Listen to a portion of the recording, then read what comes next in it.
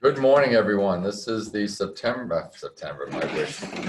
February 20th, 2021 meeting of the Bellingham Board of Selectmen. And today is a budget hearing to go through all of the town's budget with the exception of the school department. We will kick things off by handing it to Dennis. Sure. First, thanks everyone for setting aside a Saturday morning. We used to do these in the evening hours and we go till 10, 11 o'clock at night, and it doesn't do justice to all the people that have worked so hard putting their budgets together. And we've had a tremendous amount of work done by Mary and her staff and by all the departments really working hard. I think our last public meeting was right around this time last year. I think we had one in March and then that was it. So it's been a long year, and the budget that you have before you is a balanced budget. There are a lot of assumptions being made, and Mary's got a great short slide presentation, quick slide, but it's excellent to the point, and I think give you a good overview of where we're at. We have a few departments here today to present, as we always do on Saturdays on this budget hearing, and then of course if there are any loose ends or any departments that you'd like to have join us at one of our future meetings, certainly we can do that. But really a lot of appreciation to all the people that have worked hard to put these budgets together. We start this process, as you know, November, December, spend time in January, and here we are. And after today, it goes to the Finance Committee, and the Finance Committee will start up their hearings with a goal towards presenting it all. Obviously, it's the Selectmen's recommendations that are presented, and the Finance Committee will offer their recommendations on your budget. So that's where we're at. And Mary, excellent. It's over to you. All right, fantastic. Good morning, everybody. Today we are here to talk about the FY22 budget, as Dennis had indicated. So what I wanted to do is just spend a few minutes to go through a couple of high-level slides to give you a broad brushstroke of what you have been looking at inside your budget book as we kick off the process. So as Dennis had indicated, we've worked with all of the departments to put together a balanced budget that is in front of you. And I want to stress that this balanced budget is designed to protect the core services that we offer to our residents and businesses here in the town of Bellingham. This budget, while it is balanced, it does leave very little room for additional positions, programs, or services. So it's a tight budget, and I think that we've seen that time and time again. The budget represents what you're looking at. The budget represents a 2.11% increase. You'll notice that I have an asterisk after that. I'm going to explain that in just a moment. But also built into the budget, I wanted to highlight for you that our new growth estimates have been drastically reduced with the FY22 budget. We have enjoyed, thankfully, for the last couple of years, some pretty significant new growth in the town of Bellingham. Last year's budget was utilized $1.5 million worth of new growth, and the previous years was about $1 million. What you're going to see in the FY22 budget is that our projections are down to about $500,000 in new growth, which certainly impacts our ability, again, to provide additional services and expand our program offerings and positions. That has a very dramatic impact. I'm happy to report that this FY22 budget continues our goal of not using reserves to balance the budget, and we have been very diligent about that and have been able to achieve that for the last couple of years, and that's critically important when we talk about financial stability in the community. Let me see if I can move this. Actually, Can I minimize? There we go. Just so you can see the full slide, let me just move that out of the way. Okay. So here's a snapshot of what the total budget looks like. Our total budget, when we talk about a total budget, it is inclusive of the general fund as well as the we now have 4 enterprise funds. So our total budget is $74.1 million, which represents a 2.8% increase over last year. When we drill into that budget, thank you, Jim. Maybe to minimize that. Excellent, thank you. When we drill into the budget, we look at just the general fund portion. The general fund portion is a $65.4 million budget, which represents a 2.11% increase over last year. The reason I have an asterisk is because this year we have a very unique situation. An event has occurred with the FY21 budget cycle in that we are paying off or maturing a very large piece of debt for our high school. So a couple of decades ago, the town of Bellingham had issued debt in order to construct the high school. That debt matures in FY21. In relation to that debt, the town has been receiving a subsidy, an MSBA, a Massachusetts School Business Assistance Subsidy that helps to pay for that debt. When that debt matures, that expense goes away, but so doesn't the subsidy.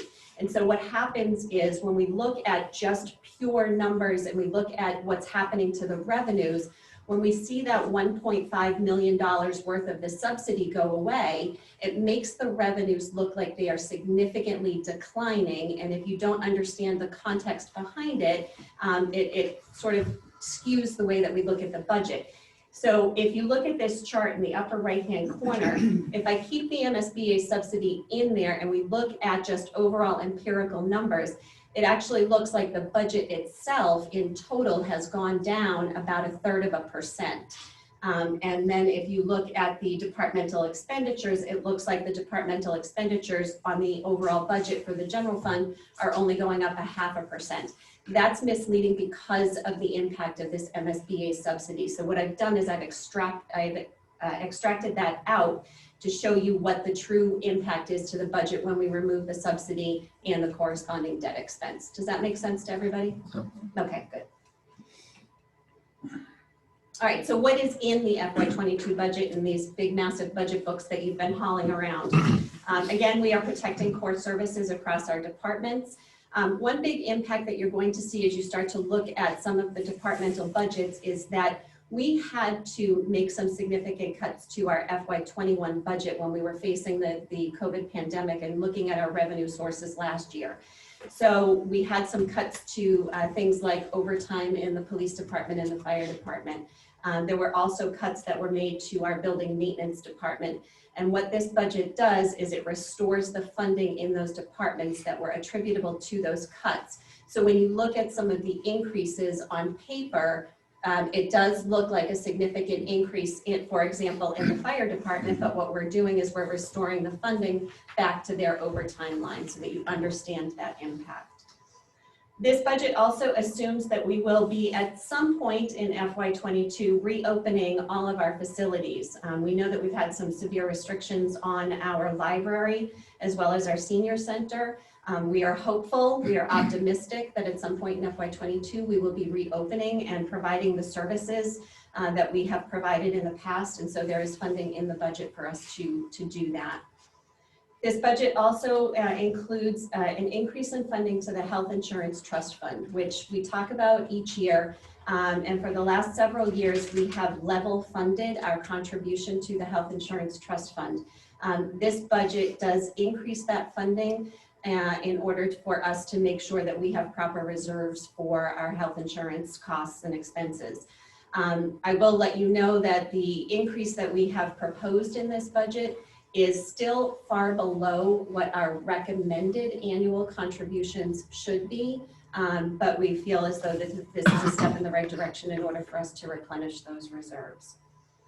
As Michael had indicated, the school department budget is not going to be a specific topic of conversation today. The school committee has not taken their final vote on their FY22 budget. When they do, that will be transmitted over to the Board of Selectmen and the Finance Committee. But what we have done for the FY22 budget, just so you know, is that the Bellingham Public School District is being proposed for level funding from last year. But what you will see in here is that there is a 14% increase in the school transportation line, and there is a 7% increase in the Blackstone Valley assessment for FY22. What's not in this budget yet? As we work through the process, one of the big things that we need to keep in mind is that this budget does not include any collective bargaining agreement impacts. Our union contracts are set to expire June 30th of this year. Contract negotiations, I'm sure Dennis can speak to that and where we stand, but those impacts are not built into this budget at this time, okay? The other thing is that this budget is based on From a state aid perspective, the governor's House 1 budget, which was released in January, so it's our first round of state aid numbers. They still have to work through the House and the Senate before we get final state aid numbers, so we will anticipate some fluctuations in our revenue sources and potentially our assessments. And so we will continue to keep you apprised of those as the state works through their budget cycle.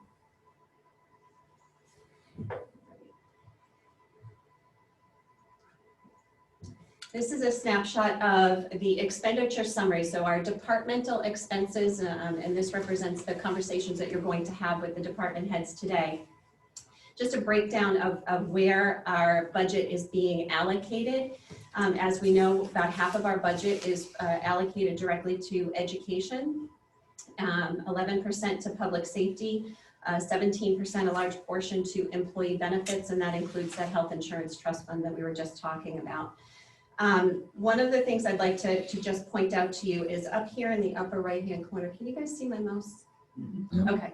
So there's a slice of the pie here called other non-appropriated expenditures, and right now it's at about 6%. That slice of the pie represents the assessments that are essentially withheld from our state aid. They're called our cherry sheet assessments. Those are the expenses that are given to us by the state, and they include the impact of charter school tuition for students that are no longer in our school district but live here in the town of Bellingham. And what we want to do is make sure we keep a very close eye on that slice of the pie, because that is over the last several years growing in its impact on our budget. And as that slice of the pie gets larger, we obviously have to shrink other areas of our budget. And so that's certainly a big concern. The other thing I want to draw your attention to is debt service. And so debt service right now represents about 7% of our budget. And that's a what I think Michael has used the term before, sweet spot. That's pretty well in line with where we should be. Communities should be reinvesting in themselves and reinvesting in our infrastructure and our capital equipment, and that's where we fund a large portion of that reinvestment. Bond rating agencies certainly like to see us have anywhere between 5 to 10% of our budget allocated to debt service, and so we're right there in that recommended level of funding. And what we are trying to do is continue to make sure that we manage our debt properly, but also make sure that we are managing it to a point where we are reinvesting in the community and keeping up with our infrastructure. So what does this all mean for an average single family home and our tax levy in particular? So let's start with the pie chart over here for a second. Our budget is funded by several different sources. It's funded by the tax levy primarily. 72% of our funding comes from our tax levy. 19% comes from state aid, 7% from local receipts. And just a reminder, what local receipts are things that are driven here at the local level, and the single largest local receipt is our motor excise bills, which just went out in the mail over the weekend.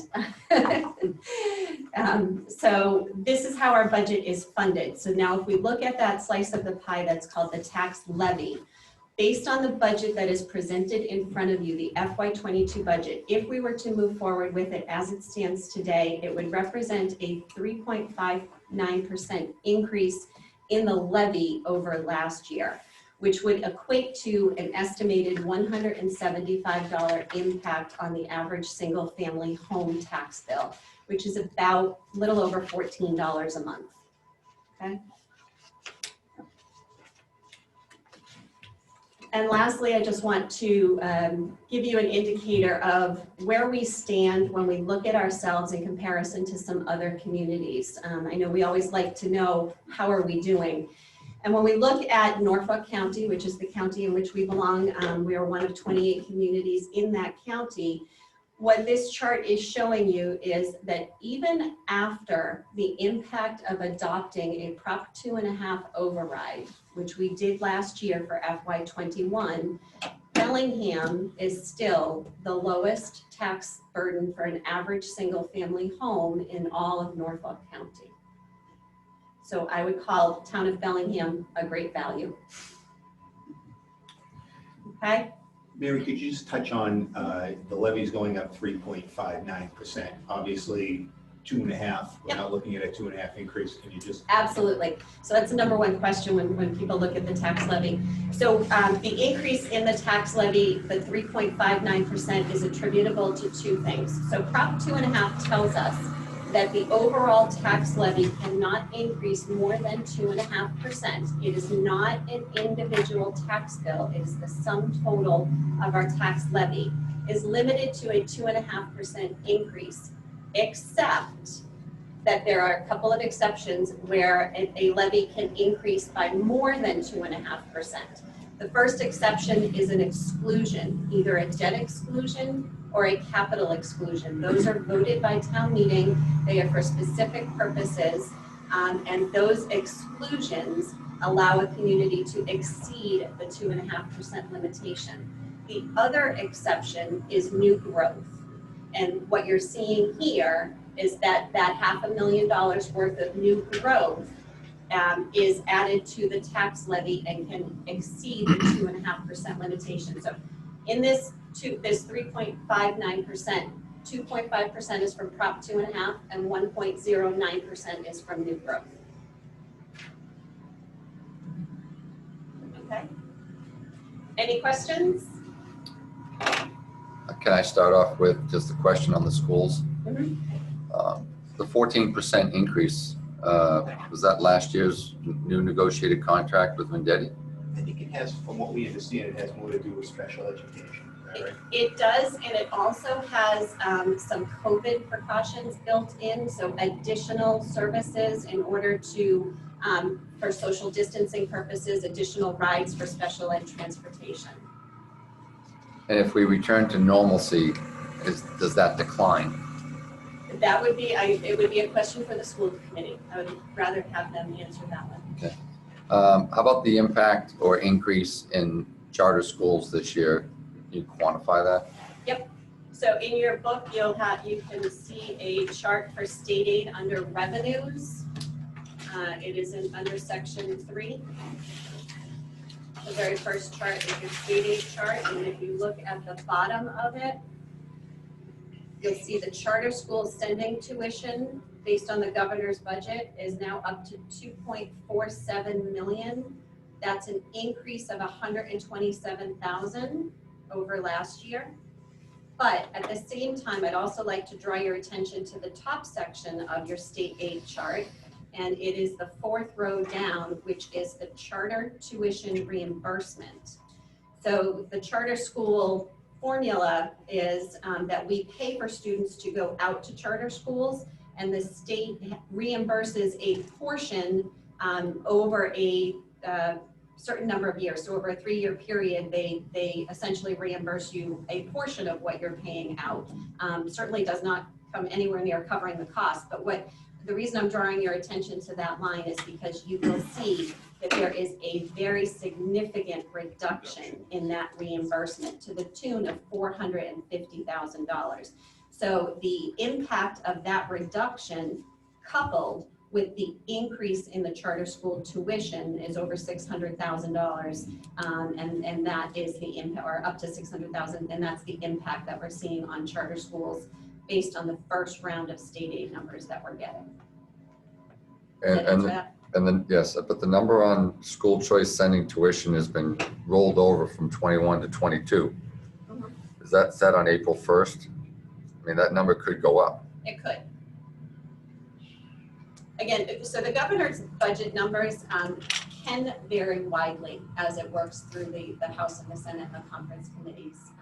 And so this, this is what we've got to work with right now. And I know the answer, but if anyone else doesn't know this, the state has not accounted for students who may be homeschooled again, that they've kept that static, because we've lost a significant number of students to homeschooling, and the state is rolling that number, assuming that those kids will return and not return to the school, our schools, as opposed to somewhere else will stay homeschooled. So. That's true. Anyone on my left have questions before we go to the ladies on the right? When the charter school assessment I thought fiscal 20 was that one big time hit that took us by surprise, and then it was supposed to kind of. Yeah, that was the year that they expanded the Yeah. Ben Franklin Charter School, and we did see a significant impact Right. related to that. But we're seeing a continuing trend. But of course, whatever children are there, we continue to pay for Yeah. the children. Go to the charter school, and our assessment goes up. And For some reason, I thought we were told that was the anomaly, and it was gonna kind of it go was back an to Valley. anomaly in that they opened up So 4 much. more grades, and we had all those children from those 4 grades go. But now, assuming they stay there, and other children go as they graduate, I don't think it's going to get out. Yeah, and the other thing, this is sort of my frustration with it too, is when you look at this, the charter school tuition is a given for the charter school because it's taken right off of our state aid. We have no control over negotiating that or working with the impacts of how that will impact our budget. It's literally withheld from our state aid. So they have a guaranteed revenue source. Right. And we're left to balance the rest of our budget and fund our public school district and all of our public services without this revenue source. So it becomes challenging. No, all other questions. So, To piggyback on Dan, I think that this is a question we should probably direct to the school committee, which is understanding why so many kids continue to choose, or families are continuing to choose charter schools, just because of the impact it's having, right? Mary, could you go back a couple of your slides? I think maybe the second one. Did I go too fast? Sorry. Go forward. next one's the Oh, school sorry. one. You were talking about what's in the budget. Keep going, sorry, okay. The health insurance trust, you mentioned that we're not really near what we should be. How far are we from what you would recommend?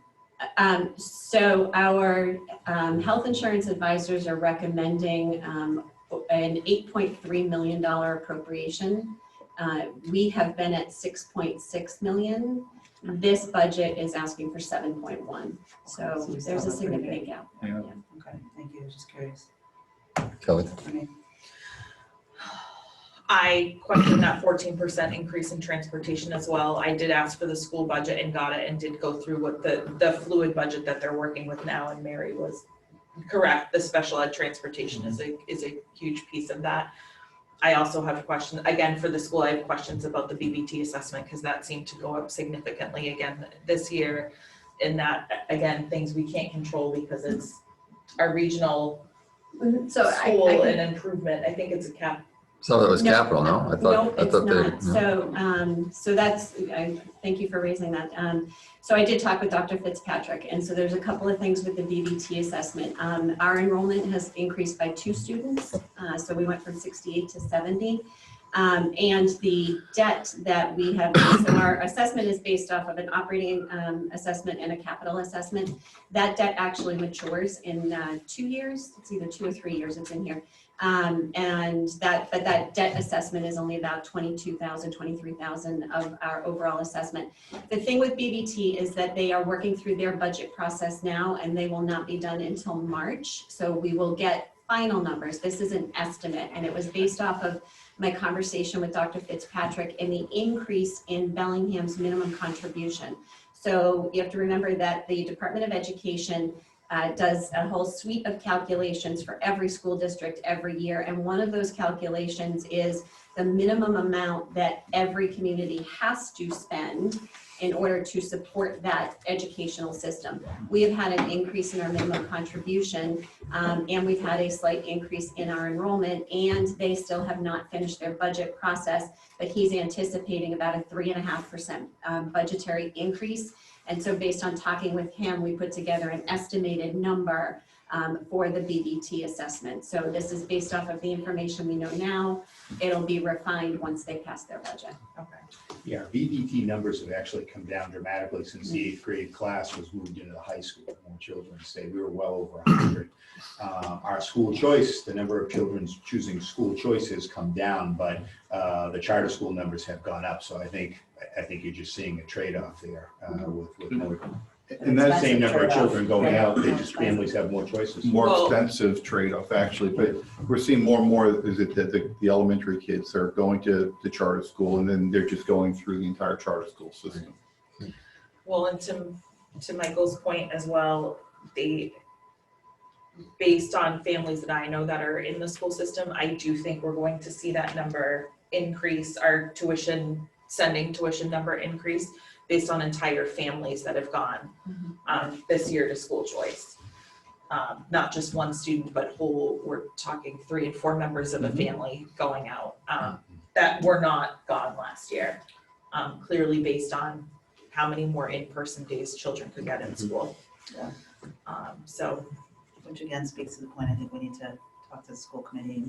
Yeah, I mean, I would also say we need to talk to Representative Soder too, because if the cost per student is 15,000 and the cost to go to the charter school is 25,000, our cap should be what our per student cost would be. And if someone wants to go to the charter school, they should pay the balance. Agreed.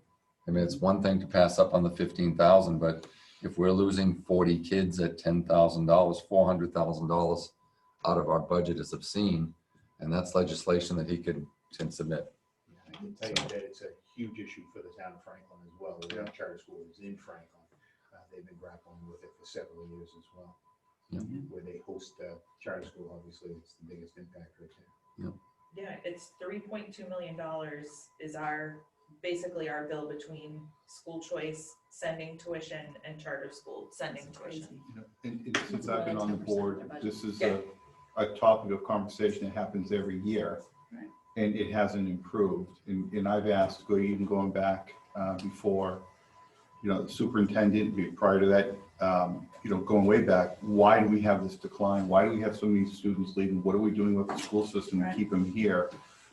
And all you really get, we have conversations, but I just don't really see where there's an absolute focus on keeping the students in this town. I'd love to see the data of why. I mean, there are going to be some that want the programs that we can't offer, but it seems much bigger than that at this point.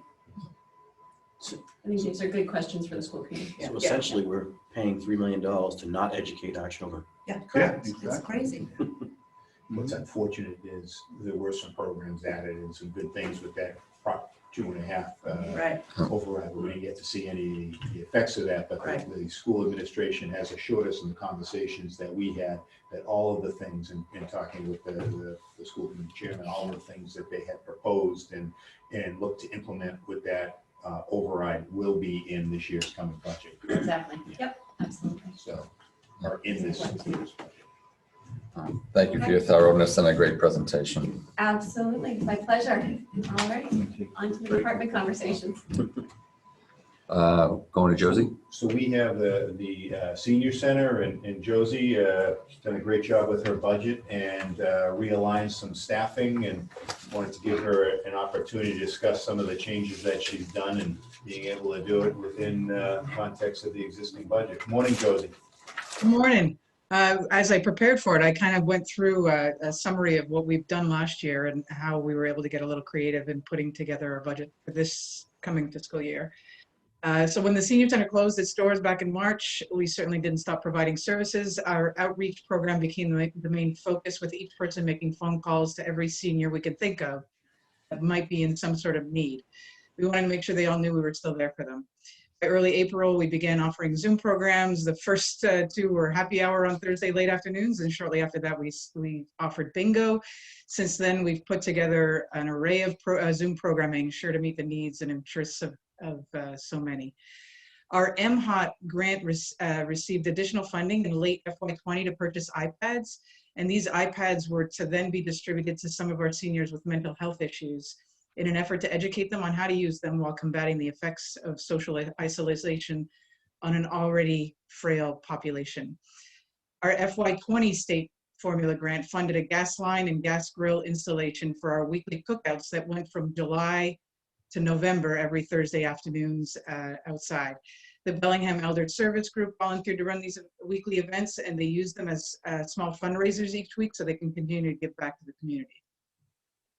We received a Chana 6 grant in August to begin a senior lunch program, replacing the lunches our seniors used to get from the schools.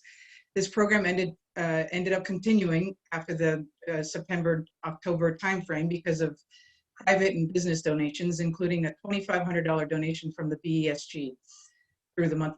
So it continued through the month of December. Our plan is to restart in March, and the great thing about this program is it provided a revenue source for a few of our local restaurants that are just trying to stay afloat. As far as staffing is concerned, one of our part-time employees, Paola Echeverri, left us in July, and our full-time senior clerk, Dan McLaughlin, retired in August. Terry Graham, formerly our supportive day coordinator, slid into the role that Paola had as an outreach coordinator, and when Dan left, she applied for and got the full-time role as senior clerk. But now she does both outreach and program coordination for the center, representing significant savings in salaries from both the town and formula grant. The extra formula grant monies that we've saved for FY20 can now be put towards much needed building improvements. And last month, we began the process of repainting the interior of the building, utilizing our tax work-off seniors, so that when we reopen, our seniors will have a beautiful space to return. We have plans to power wash all of the exterior cement and exterior of the building, as well as build a pavilion on the patio funded by an Amazon grant that Don Martinez helped us secure. And we made the decision yesterday that we will begin offering some limited in-person programming on March 1st, based on the current data and numbers in town. So that's great news. We're going to be doing a robocall this coming week, announcing a few different programs that we're going to be offering, as well as the idea that we're quote unquote reopening. For the FY22, when we put together the budget, we have a GATRA fund for our transportation services. And previously we had 2 employees that do a lot of the transportation coordination. 50% of their salary was funded through the town budget. We slid all of that salary money, those salary dollars, into the GATRA account, so that we can open up the opportunity for our assistant director to start working. She currently works 3 days a week, but we're going to move her to 5 days a week beginning in July, and it's at no cost, no additional cost to the town. In fact, I think it's a little bit of a savings on the salary side, based on what we did with other roles. So what I've got, I don't know if there's anything, anybody has any questions or concerns. Kelly, you want to start, Kenny? Josie, you have done an amazing job along with your staff through this pandemic, trying to keep our senior population engaged and remembered, for lack of a better term. We've seen it. Cindy and I were able to walk through last Friday when we helped with that awesome Valentine's dinner drive-through to see how bright and amazing the inside of the senior center looks with all the fresh coat of paint. And I can't wait for you guys to reopen, to get those seniors back in there, because I think they need it. And you guys have just done so much. So I don't have any questions about the budget. I think you've done some great work here.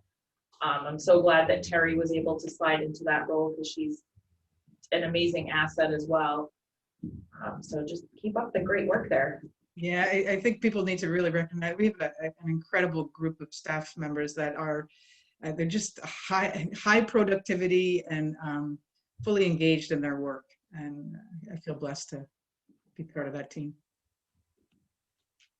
Just to add on to what Kelly has said, it's been a blessing to be part of what you have magically orchestrated throughout this pandemic. And I have to say, the level of connectiveness that the seniors have seems so much stronger than it was even before the pandemic. So just to try to, see the positives through this over a year now that we've been through, it's just been amazing. And I give all the credit to you, because clearly you're the glue that's keeping everybody together. So I think you did a wonderful job, and I have no questions.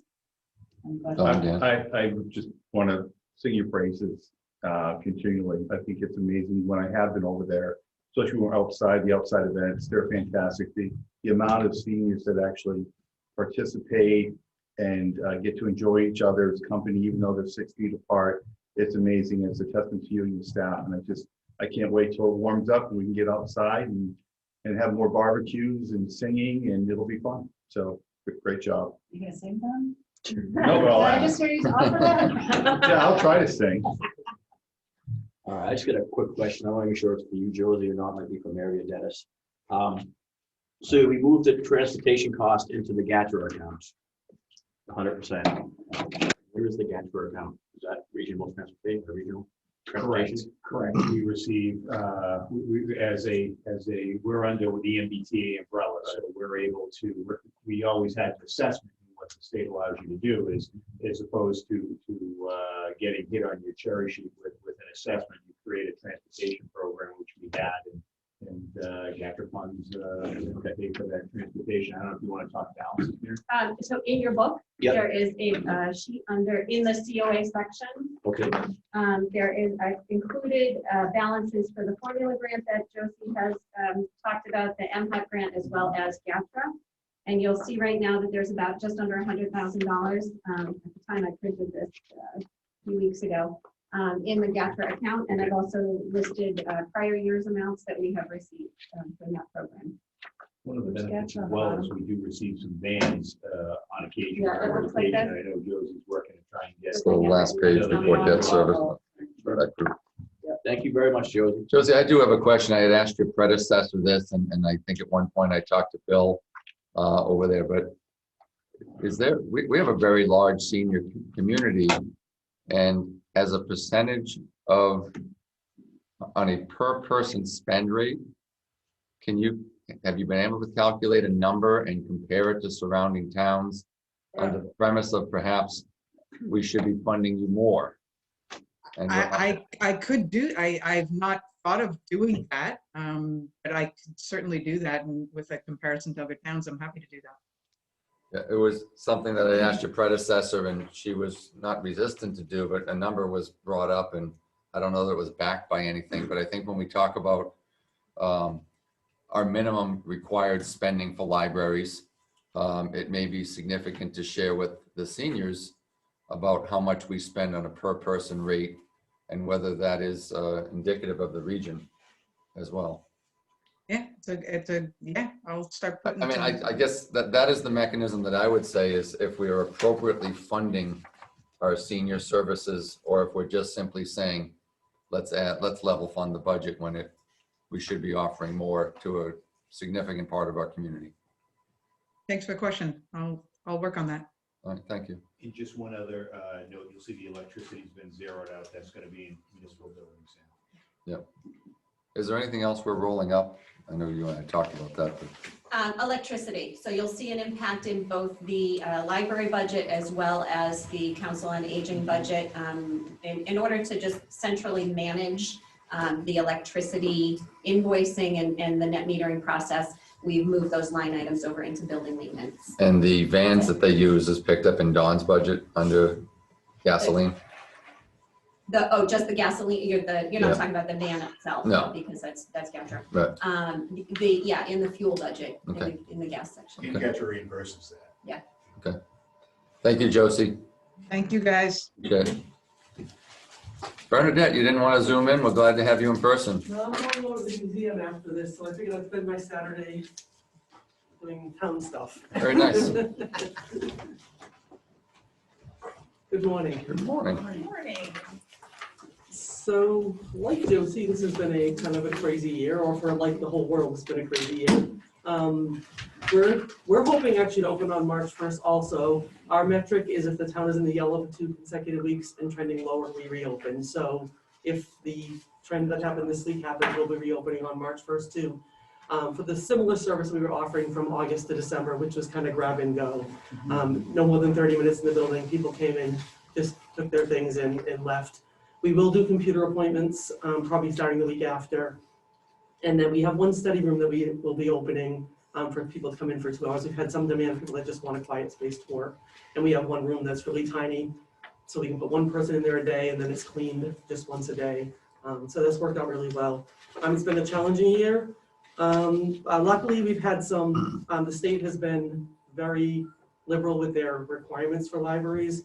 Last year and this year, they've waived the requirement for hours that we have to be open. They've waived the requirement for how much we have to spend on materials, which has given us some flexibility in the budget to do, like last year, we were able to return some some funds to the town because we didn't spend it because of the pandemic. And then we've kind of retooled, like Mary said, we've taken the electricity out of the budget this year, which has freed up a little bit of money to supplement some of our part-time staff. We have taken a chunk of money out of our part-time staff line. If you look at 5140, it was 17,000 last year. It's going down to 11,000 this year. So we'll be paying about 60% of our $30,000 from state aid to pay our part-time people next year. But that's what the state aid is for. It's to help us get through what we need the money for whatever the library needs it. So we'll be paying a decent chunk of our part-time salaries out of state aid next year. And we did work with the state to, the municipal requirement will go down because they've taken the electricity out of 3 years and recalculated what our requirement will be for the next 3 years. But we are still short next year $25,000 to meet in meeting the municipal requirement. We'll have to apply for a waiver again. As long as we have an increase in the budget, which it will be proportionally, we'll get the waiver. The state right now is looking at a 5-year maximum waiver process where this will be year 2 for us. So we have 3 years to work out a plan to get back where we need to be. That's for your accreditation, right? For accreditation, right, yeah, right. They're being very limited. Normally it's your town budget can't be cut more than 5% of, the library budget can't be cut more than 5% of what the town budget is. This year they went up to 10 because they recognized there was a lot of trouble out there. So they're trying to work as best they can to keep libraries certified, to keep things moving. But the 5-year limit is something, they don't want people in a waiver process forever. That was the one question I had about the reduction of the budget because of electricity, if it was going to affect credit. Yeah, no, it does, no. They took out, last 3 years, they took it out and then they recalculated the number. Bernadette, is your budget, are you including in your budget the hope that the library is back open full-time, say for the fall, and offering all the programs We after would school love stuff to that do they the have after done? school, we're ready to bring the after school programs back in the fall if the environment is ready for it, yes. We're, the only cut we will have is our state requirement is 50 hours and we are only 54, so we will limit it to 50 hours just because of the reduction in budget. And those 2 hours will be closing at 3 o'clock on Fridays and 3 o'clock on Saturdays. But we will stay open. If we can do the after school program, the after school program will go till 5 with 2 staff members on Fridays. So we'll have the program up and running if everything goes well. And Principal Cutler obviously knows that even though you're opening in March, that's separate from the budget, that he's not sending kids over after When we school. opened in August, we were really nervous what would happen in September, and not one child showed up after school, when school reopened in September. So I actually haven't communicated that to him, so I'll do that. We really haven't had an issue. I think parents have found the alternatives that they've needed, or the kids haven't been coming. Luckily, yeah, we have no capacity to handle any after school programs at this time. Yep. Bernadette, I just wanted to congratulate you as well for what you've been doing throughout this pandemic. I know on the Monday morning Zoom calls that we've been doing, I think the last update you gave was very extensive in terms of all the services that you've made available. We've explained a lot of things for people to do at home. That's what we've tried to, there's books to download, there's movies to watch, there's music to listen to. Steve has done a great job of doing Zoom programming, and he's got his own YouTube channel, ABCs with Mr. Steve, if you want to watch His bedtime story. His bedtime story. He's done a ton. I mean, he's become like Bellingham's Mr. Rogers. Right. Yeah. So he's really expanded a lot of stuff. So yeah, and we've taken all of our adult programming as we're doing things through Zoom. We're doing as best we can to keep people engaged as much as we can. Awesome. I do have a question for you, and this is just more for my own education. Prior to the pandemic, how many people do you consider them members? How many people actually are part of the library? We have 8,000 cardholders. Really? And I think it's 56% of Bellingham residents have a library card. It's 50 something. Yeah. More than half have a I'm just library curious. card. Yeah. Okay, thank you. No question. 8,001 now that Mary. I got can hers. lie. Well, that was Bellingham resident, so that's good. But yes, Mary got our card this week, so that was good. Well, Mr. Steve put me asleep tonight because I just subscribed. Oh, good God. It's awesome, like if my kids. I'm gonna send it to my son. Well, and my kids are Miss Diane fans. They, Yeah. you know, Yeah. my kids have been going for years now to spend time, and my daughter will be in 8th grade next year, so she's really sad because she has to go to the next room and Not done she yet. won't have Miss Diane. But I can't say, and you know, they miss it, and they miss seeing all the other staff too, and just and my kids are only there for maybe 45 minutes just because they like to go. Right, yeah. But to see Mr. Steve and get a book recommendation, it's just such a great environment for even myself looking for book recommendations. It's just We're amazing, anxious to so- have people in the building again, and we're yeah. waiting for the day it'll be safe. That's Yeah. what, you know, that's what we're all waiting for. He could be the new Blippi, if you're familiar with who Blippi is. Nope. Oh, he's quite the character on YouTube. I've watched a lot of Blippi. You need to watch Blippi for the. I haven't seen the video yet, but yesterday him and Barbara were sumo wrestling, so we'll see that. That's we take a coming break? soon. Take a little Blippi break. I'm afraid. I'm very afraid. He's quite the character. Well, you deserve a lot of credit because Thank you. where other libraries were closing down, We- you went, we- you We stayed open. We figured out how, Above and beyond. it was a learning curve and how are we gonna do, I mean, I basically spent April and May figuring out how we were gonna bring this back as best we could. And, you know, a lot of it was groups of libraries working together on how do we do this? Because no one's ever had to do it. Yeah. To me, a testament is when you get people complaining to you that the library's not open, and why can't it be open? Yeah. Obviously, they really miss it. Yeah. And even throughout, they still want to complain because they really miss going to the library. We did a survey in October and the vast majority of people were like, I wish you were open, but I understand why you're not. You know, I wish things were back to normal, and yeah, we got really great response. And that was what led us to look at hours, you know, we expanded the hours in January a little bit, and looking at expanding some of those electronic things that we spend money on to get things out to people. So you can actually download movies now you can watch movies as a service called Hoopla. Free movies. Very good. Excellent. Thank you. Thank The you. curbside pickup has been a huge success. Yeah, I've used it twice. It's in the foyer now, no longer in the curb, and there's 50 or 60 bags there ready to go in a given day. Yeah, and it's been really, the curbside pickup has been great. People have been definitely responded to wanting to just get their stuff in. And we're not gonna, I don't think we eliminate that anytime soon. We didn't, when we reopened, we kept the curbside because there are people that don't want to physically come in the building yet, they're not ready. So we'll keep doing that until, you know, until it's a good point to, and we actually, it's gonna change one of our models. We are actually gonna have it when we do eliminate curbside pickup, things that people are reserved on hold, they're just gonna be on a shelf for them to come take them and do self-checkout once we reopen, instead of having staff have to intervene on everything. So it's changing some of the models of the way we do business, but and some of it's good, so that's. Along with that, when you go back to full in person and don't eliminate like the Zoom information sessions, that presidential landmarks was great. I was in my slippers. Yeah, I know, it is, I think in the winter, it is definitely, we have to look at doing some hybrid program where maybe we can have it like we're doing here. Some people are in person and some people are at home. But yeah, it's gonna change the way Cecily does our book club said in the winter, I think we're just gonna do book club on Zoom because people hate coming out at 6:30 on a Monday night for a book club. They do it because was the only way to do it. But now they kind of, in a new model, they don't have to, so. Great. Fantastic. Enjoy the rest of your day. Thank you. Thanks, Maria. You're next. The fire chief and Deputy Mills.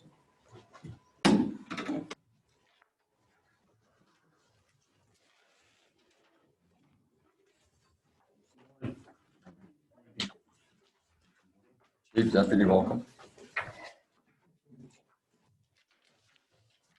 So with the fire department, FY '22 budget this year, as Mary mentioned, the only jumps you'll see in certain line items is the COVID money that was put back in. Other than that, the wages represent the 1% that they got in January. And the expense account has pretty much been level funded. We do believe that we've discussed with Mr. Frame and Mr. Connors that we do have a sort of a plan from added manpower that should cost the town no money in the beginning. We found out that the Safer grants are now 100% for 3 years. Includes their health insurance and everything. If we put it, so we're in the middle of writing that grant now for 4 men, so we believe we would be approved for 4 men right now. We would get those 4 men for 3 years at no cost to the town of Bellingham, 0 match. We would come back to this board after a discussion with Mr. Frame for next year to rewrite this grant for 4 new men, which would open Station 1 fully. And those 4 men would also start their 3 years at no cost to the town. So if you look at it, 5 of the 6 years of these men will be no cost to the town. And that's in both salary and benefits. So we believe that's the way it has to go, and it's a fair way to go, and it costs, and we're basically getting men for free. And the way that the town is split up, with Station 3 not being there anymore, with Station 1 being fully staffed, and 2 years from now, if we do get accepted for these grants, we can move the lines up a little bit and have Station 1, go this way further north, and we can have Station 2 go this way further north, and we can cover both ends of the town.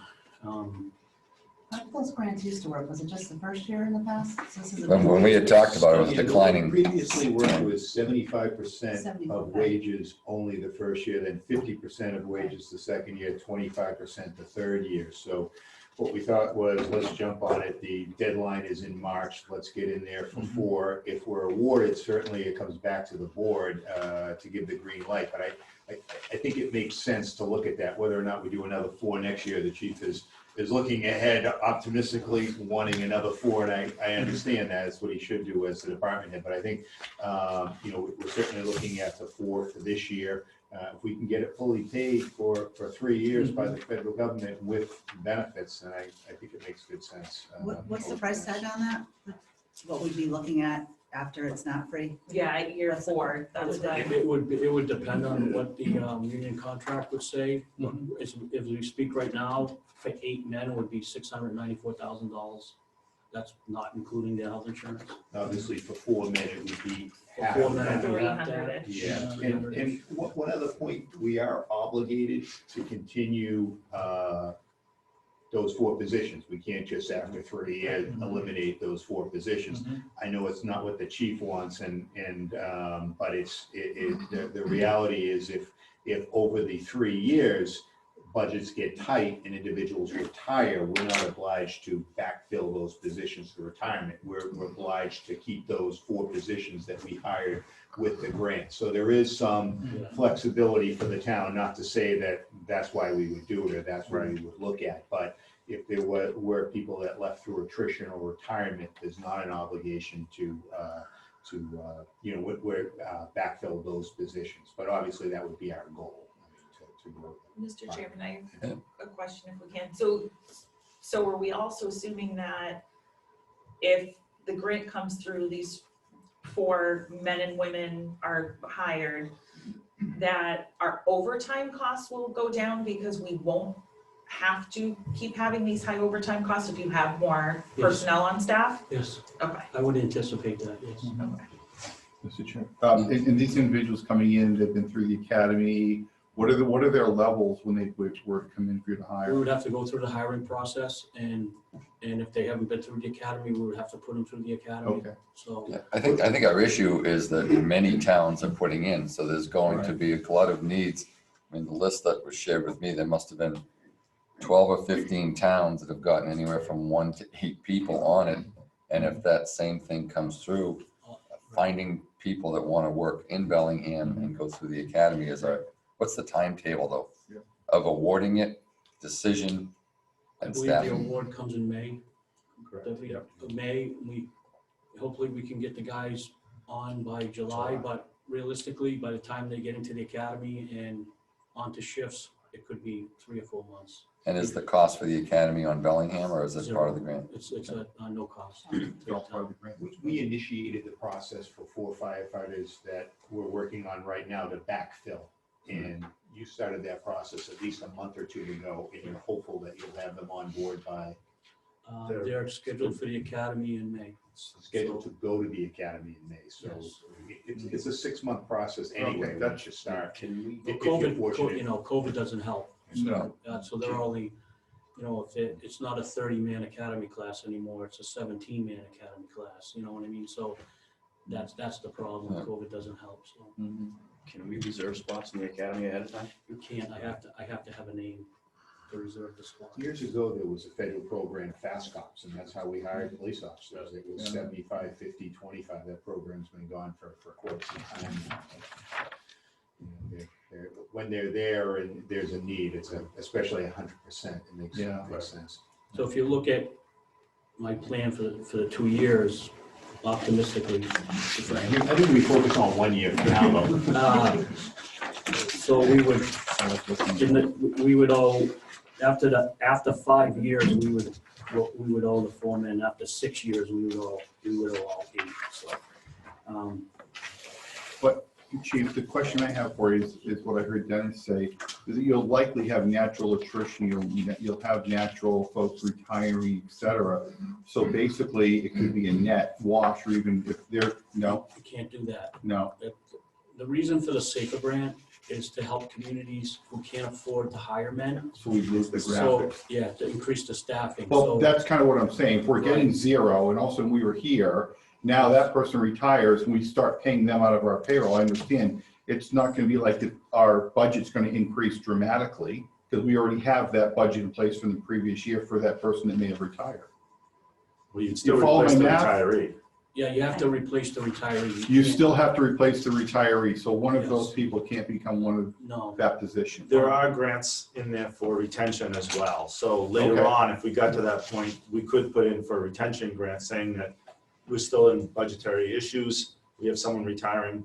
We'd like to put in for the grant to keep the retention. Oh, okay, So there is those grants are We need available. to stay on top of Yeah. Right, and the retention grant would be written to make the guys, we could put the guys, instead of paying after the 3rd year, instead of paying, the town taking them on, we can put a retention grant in for a 4th year if we had to, so. So how do you determine the timing for that grant?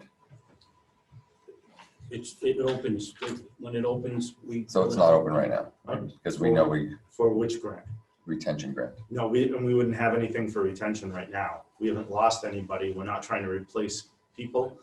That would go in if we needed to replace somebody, and budgetary wise, we didn't have the funds to replace them. Like, for instance, if Captain Robert retires shortly, we could put a retention grant in to replace him. And at the Fed's dying, for a year. Now, is this assuming that, this is all assuming that you're awarded a grant for the 4 men and women that you've put in for? Is there the potential that they could say, well, we're only gonna give you a grant for 2? Yes.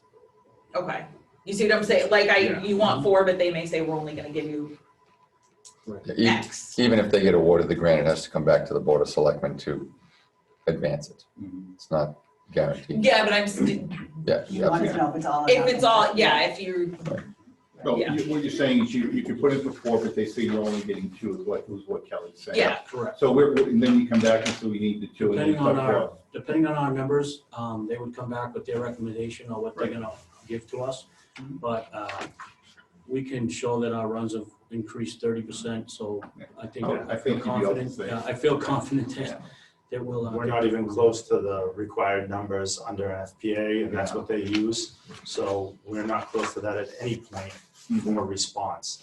So it looks good on paper, so for the 4. does the grant look at the town's ability to continue paying the personnel beyond the grant years? That's where we would have to get into the retention grant. Okay, If the town couldn't handle the paying for the 4, we would do the retention grant Yep. to get enough, an extra. That's what I understood. do they look at that up front though before they award the grant? The retention. It's just Well, we don't- 3 years down the road. Yeah, it's 3 years Okay. down the road. I don't, It's likely not in their line of sight. We don't know what our revenues are 3 years. Yeah, down they the road. don't, no, they just. But what they're That's not- kind of the point. Yeah, no, I see what you're saying though, so You know? they're like, they can't afford them after the 4th year, so That's why, what Why that's, give them, why give it to them? yeah, they don't think Quick that. question, kind of going back to what Dennis had mentioned. So if we hire 8 personnel under the SAFER grant over 2 years, that increases staffing, say, from 16 to 24. Throwing out that number, so I don't feel right or wrong. And then somebody who wasn't one of those SAFER grant hires retires, we still have to backfill that position? yes. Even though it wasn't a SAFER hire? Yeah, I think we need to dig into that. Mary, do you have anything on that? No, I was not under the impression that we had to. I wasn't So either. I think we need to explore And I that know because that maybe with the 100%, Under the maybe the guidelines, grant yeah. requirements have been tweaked a little bit. Yeah, I think that's an important point that the Yeah. board needs to consider if in fact we get it, because if we're married to this forever, I mean, there's gotta be a sunset Well, on that's this. kind of what I was saying. It's a plus and minus. If someone retires, can't one of those SAFER grant hires just assume that, then you've got almost not an, I think before In we, and I out, think but- before we just didn't backfill the person. yeah. I think, Dan, I think we would just have to, they would expect us to put in for the retention grant. That's what I'm saying. They're To me- basing it now on right, to a me- staffing number, not Right. on the personnel. Right. Because I said to Dennis, I was always under the impression it was, those people had to be retained, or those spots had to be retained. If one of those SAFER grant hires left, you would then have to backfill that spot because you got the grant for them. Based on the number of people on the department. Okay, but it wasn't hiring specific as far as the grant goes. No.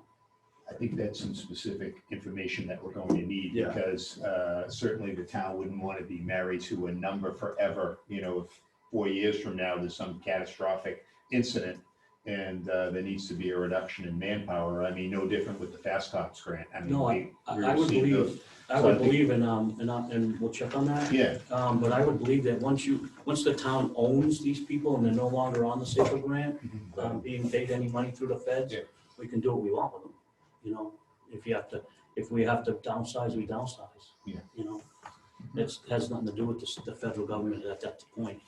I mean, they're on our nickels. yeah, I think we need to, we'll clarify that and find out what the. And just, if it is, we need to keep the certain staff members on. If we don't meet that requirement, are we obligated to pay back the grant money? Yes. During the This would be SAFER during During the the grant period. during the period. grant period. Is where we're all talking about. During that grant period, that 3-year period, we have to keep our staffing levels at a certain amount. I know other towns have had the SAFER grant previous and then had financial hardship. Franklin was one of them. They had 8 on theirs originally, and then they ended up laying off some and then bringing them back a few years later. After the 3-year period. Right, correct. As long as there's a safety valve there. Yeah.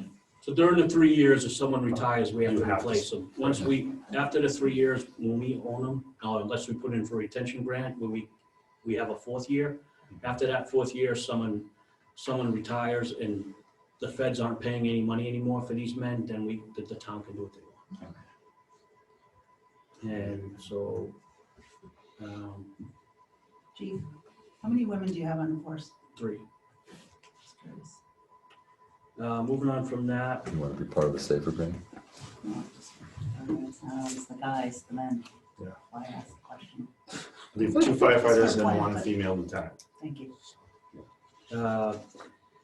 so just to let the board know that, I know I haven't, so we've gotten, we're in the process, we've already gotten 2 grants, EMPG grants for $4,600 each that we've bought in some much needed equipment with. We also have 1 grant out there that's been approved for $12,000. We're just waiting for the final stuff with that, and we're gonna be buying some new ice rescue equipment that we noticed that we need. So we just wanted to update you on that. I'm sure that you all got the fire department structure change. That structure change, I'm not asking for any more money in the budget to do that structure change. I'm just reallocating some money from different line items, which shows in your books. And the reason to do this is in the anticipation of the new men, which will go down south. For the span of control and accountability reasons, this is the way that the Bellingham Fire Department should start to be structured. And since we're not gonna see any new men this year through the budget, it was a good time to do it, make the change, and this should hold the structure in place for the next 5 to 10 years. So the idea is you'll have a captain on duty and one lieutenant on duty Yes, of the 6 firemen and women. Thank you, in the Dennis. department. Okay. So you'll have one of each as opposed to 2 lieutenants, which is what you have now. yes, sorry, men and women, yeah, I keep forgetting this. Yeah, men and women, yeah. We'll get there. Yeah. We'll get you there. Personnel. Long comment at Just a don't time. call us the Board of Selectmen, we're the Select Board. Thank you again. Yeah. So, those are just the changes. Is there any questions?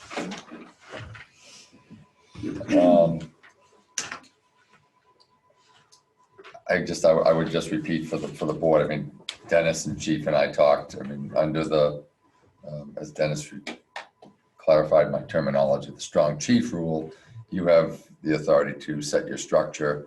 I expressed concern about the optics of what I would perceive as someone saying you got 4 captains and you got this and that. We walked through it, I was comfortable with it. And I think the financial impact of making that change is what? Because we're obviously talking about a lieutenant becoming a captain, which is an added cost. Maybe we just clarify that. Yeah, so they're gonna get 10% over their lieutenant's pay, not the 15% that the fire prevention captains get. So, because they're just gonna be doing shift work. They were getting paid a stipend as a lieutenant in charge at Station 2. So that stipend money has been eliminated and it went into that 10%, as well as because of COVID, we haven't had our cadet program running where I had to pay those men. So that money is being reallocated again towards that 10% for each man. Dennis, Mary, the numbers all jived? Far. Okay. It's a good caveat. The- So far. You have the candidates for captains that have taken the exams, they've passed the exams. Is there any of that behind the scenes that has to take place? Yes. It's all done? I'm working with the union right now just for some language. Okay. And after that language will be a part of the negotiations for July. But don't they have to take a test to become captain? Yes. And they've taken the test and they've passed? We have a list right now. We're Do you on this correct? right now, yeah. Okay. But there's some stuff I'm gonna have to do. Well, I'm not looking Yeah. for the backup. I'm just wondering, you have candidates, they passed the exam, that's what I'm. Yes. Okay. Questions from the board? I have one more follow-up, but You just said it's been a long, stressful year for the fire department. Yes. So Mary, as far as ambulance receipts go, I mean, I would expect that we saw an increase in COVID-related ambulance receipts, but perhaps not traffic accident ambulance receipts. What has happened this year and what does that do for our projection for this budget year we're discussing? So I don't get the breakdown of whether the incident was COVID related or not. I think that the fire department could speak to that, but I can assure you, and we've talked about it in our weekly meetings, ambulance receipts are certainly up right now for FY21. I think if I remember correctly, the number was 16%, it's in here. And we've definitely seen an uptick.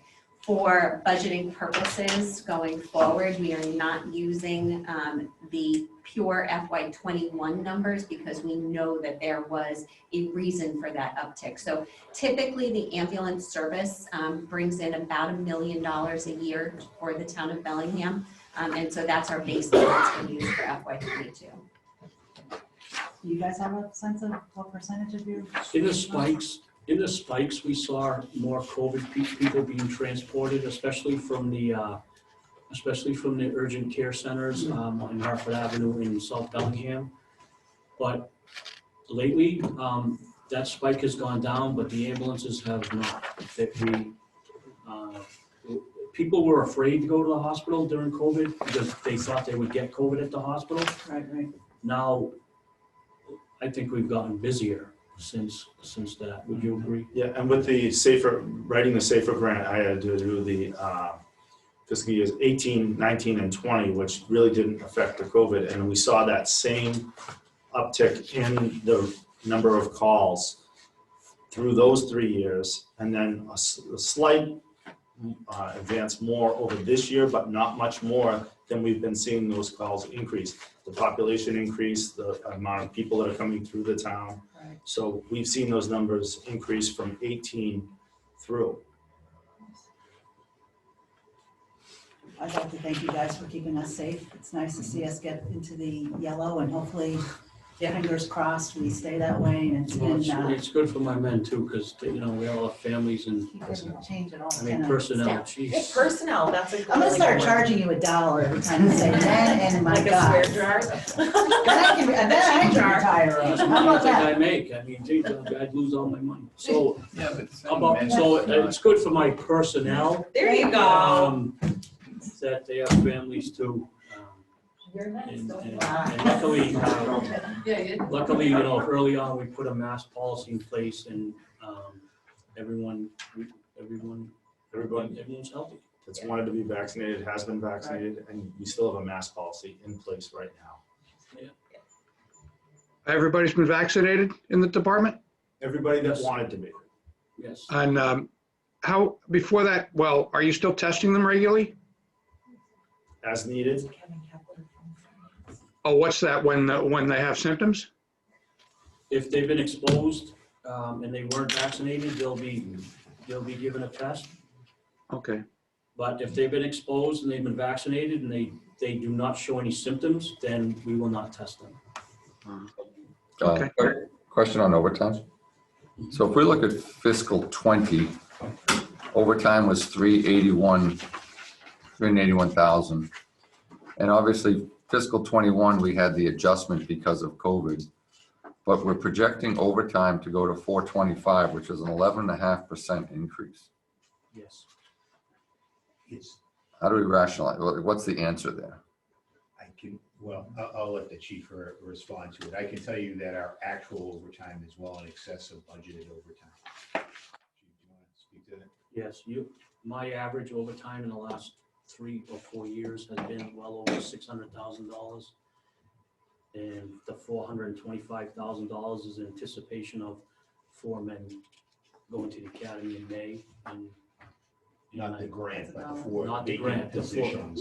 We're getting up to 4. So the 11.5% increase is the staffing that'll replace those guys in the short term until they're filled. I hired 4 men. By the end of this meeting. I hired 4 men, and they're gonna start in May, and they'll be out of the academy in November, and that's why I lowered that to 425. But I will tell you that in the chief's meetings, we did do a study on Norfolk County overtime, and it is phenomenal, the overtime that fire departments pay out. We're talking millions, $1 million in Needham for overtime, but I mean. So why isn't it budgeted, Mary? Because it's so variable. It's It's like kinda like snow and snow and ice. Very scary. But if the answer in 2020 was that there was 600,000 or 700,000, why is 2020 actual showing 381? Some of that, Taken from personnel. yeah, Yeah, so there's vacant positions, he'll utilize the funds from those vacant, the salaries from those vacant positions to pay the overtime. So. Right, but but so, also remember that the pandemic also started in FY20. So what we did is we utilized some COVID money because we saw, an uptick in the number of runs that were related to COVID. So not all of the expense related to fire department overtime is listed here in the operating budget. So if at the end of a fiscal year, we're making transfers to clean the books, that isn't accounted in an actual number? So what happens, remember when we vote our budget, we vote it within categories Yep. within a department. So we don't have to do transfers to single line items. So as long as It's within the department, thank you. Answer my Exactly, question. exactly. Yep, okay. Yeah, and those actual numbers, if you look at the sheet, you'll see the numbers that the chief was quoting for 18 and 19 are pretty significant. And there is an ambulance revenue chart in your revenue section. And I also just want to highlight when we talk about ambulance receipts, the fire department has clearly had an uptick in the number of calls. You have to remember that we charge different rates based on insurance that people have. And so just because we see a 30% increase in calls does not equate to a 30% increase in revenue, because oftentimes those runs are at a much lower rate. Right, like a Medicare run. Exactly. If it's someone who's on Medicare, if it's I'll throw out a number, if it's a $3,000 charge, I think Medicare only pays $603. That's all we get. It's like any insurance. Yeah. So, When would the captains go into effect? Like, what's the time? I'm hoping, well, the contract has to be resolved first, because that has to be voted, ratified by the union. So I'm hoping shortly after July at some point. And the captains would be in the union. Oh, yes. Yeah. Any That's normal for every fire department, that the captains are union. Anything else? Thank you both. Thank you. Thank you.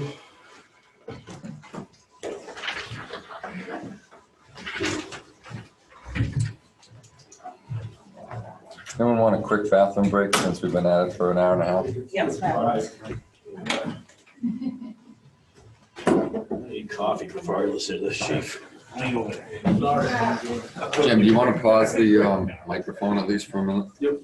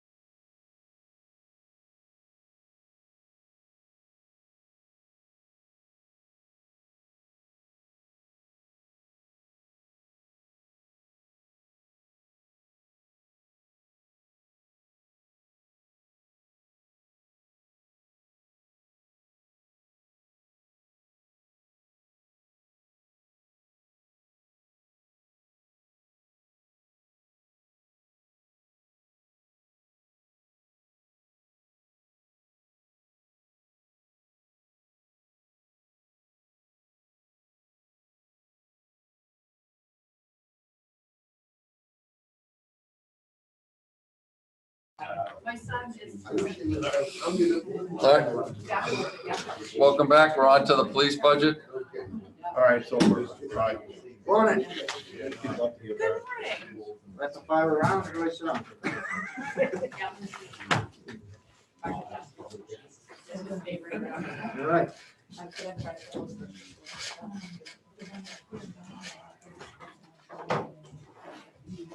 All right, gentlemen, the floor is yours. All right. Basically, what you've got in front of you is probably one of the more basic budgets I've done in my 20 years of doing budgets. There's some modest increases in there. Like my fellow chief said, there's the 1% that was given during the year.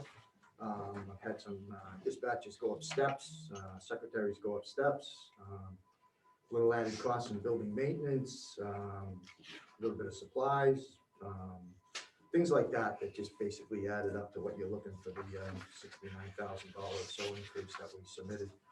I'm kind of in the same boat as everybody else. I'm going to take my mask off. In terms of contracts, no contracts with, the civilian personnel or the police. So there wasn't really a lot of adjustments we could make other than what we're already obligated to do as far as steps and degrees and stuff like that. So basically, it's pretty straightforward. I don't have a lot to really get into. As far as the discussion about the backfilling with the fire chief, we're in the same boat. I'm basically backfilling 4 officers that recently left.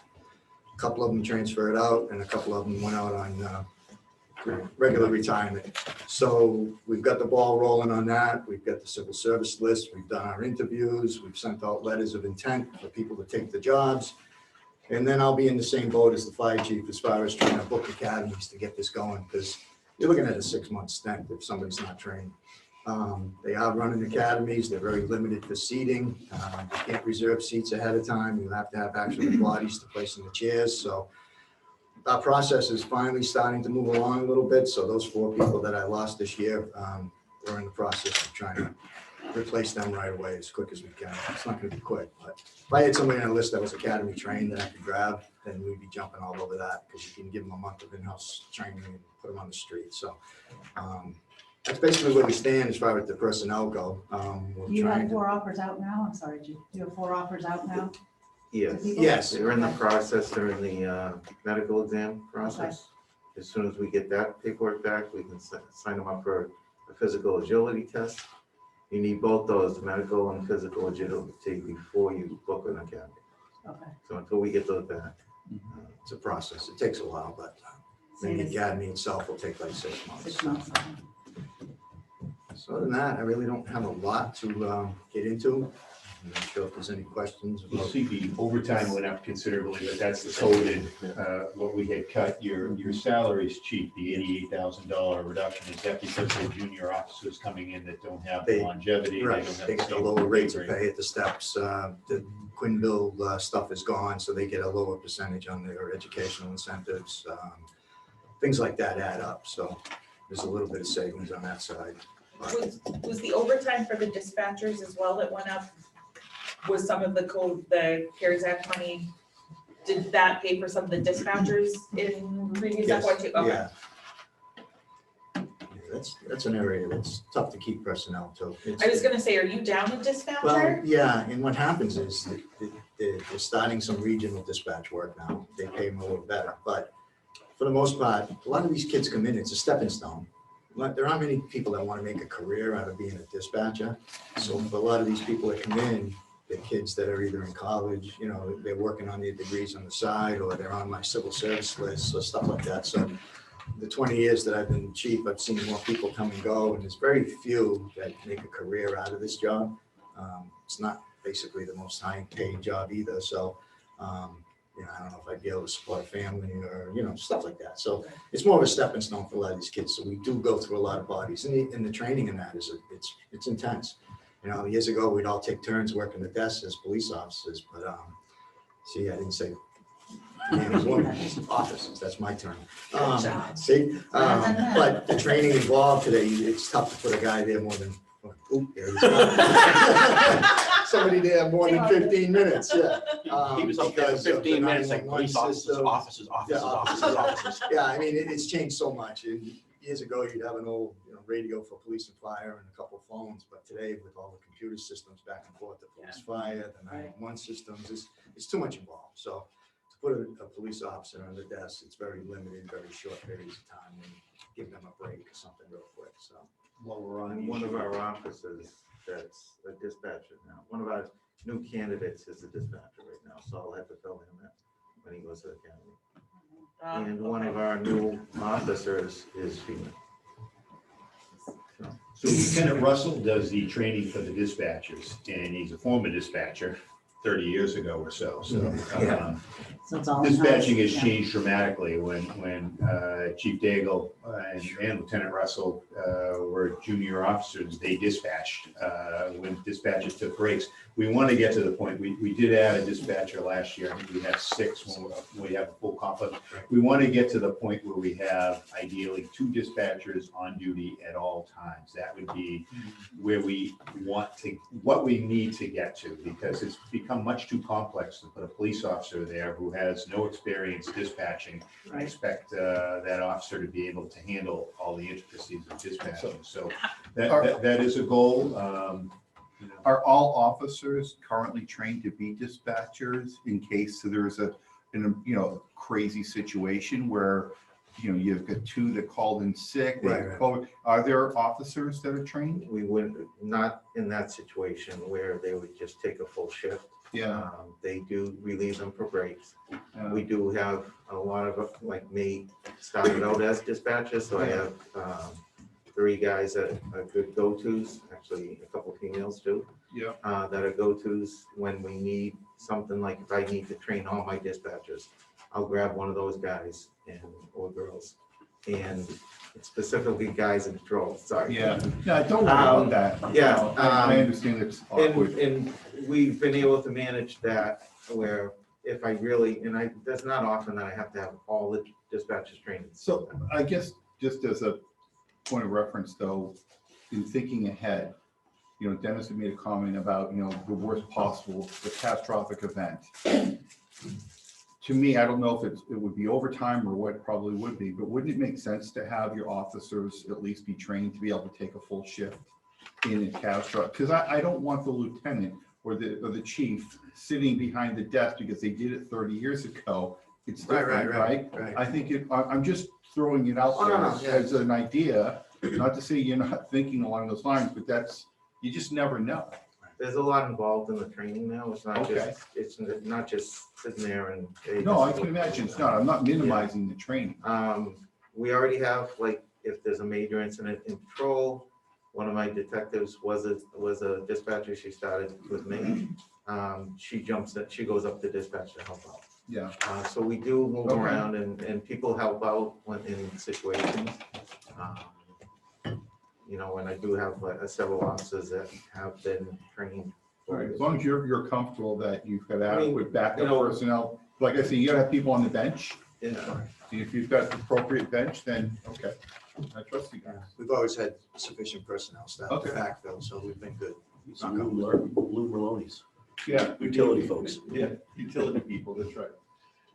Okay, I'm good, thank you. Just touching on the dispatch, you touched on the regional dispatch. Didn't Mendon and Hopedale do that several years ago, and it turned out to be a Regional dispatch is something I've been reading about since the 80s when I started the job and started taking promotional exams. Something that starts out in the West Coast with wildfires and stuff. In this area, we see a little bit of it, but there's still a lot involved. Like say, I thought it was a big failure. Yeah, with Hopedale we'll say this regional dispatch now. We've taken a look at the brand new one in Foxborough. They have one in Plainville, I believe.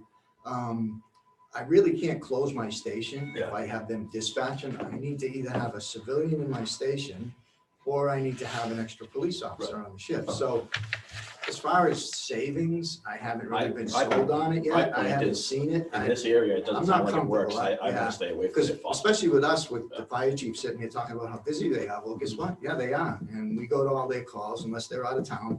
But for the most part, we're doing all the dispatching. We're making all the phone calls. So it is busy. It is. And to give all that up, I get it. Yeah, I even asked the regional if they could take the flyer alone and leave me alone with my own stuff, but they won't do it. It's got to be a package deal. So. The other thing that would be touch great. on, and Yeah, no, I'm not sold on it yet.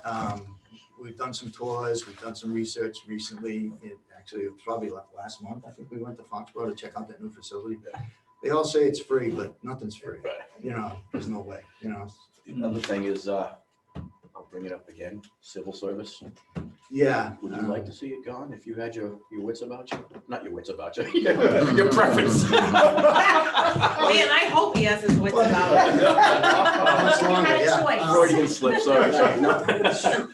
If you had a preference today. Well, see, I never really had an issue with it. Yeah. It worked for me my whole career, you know.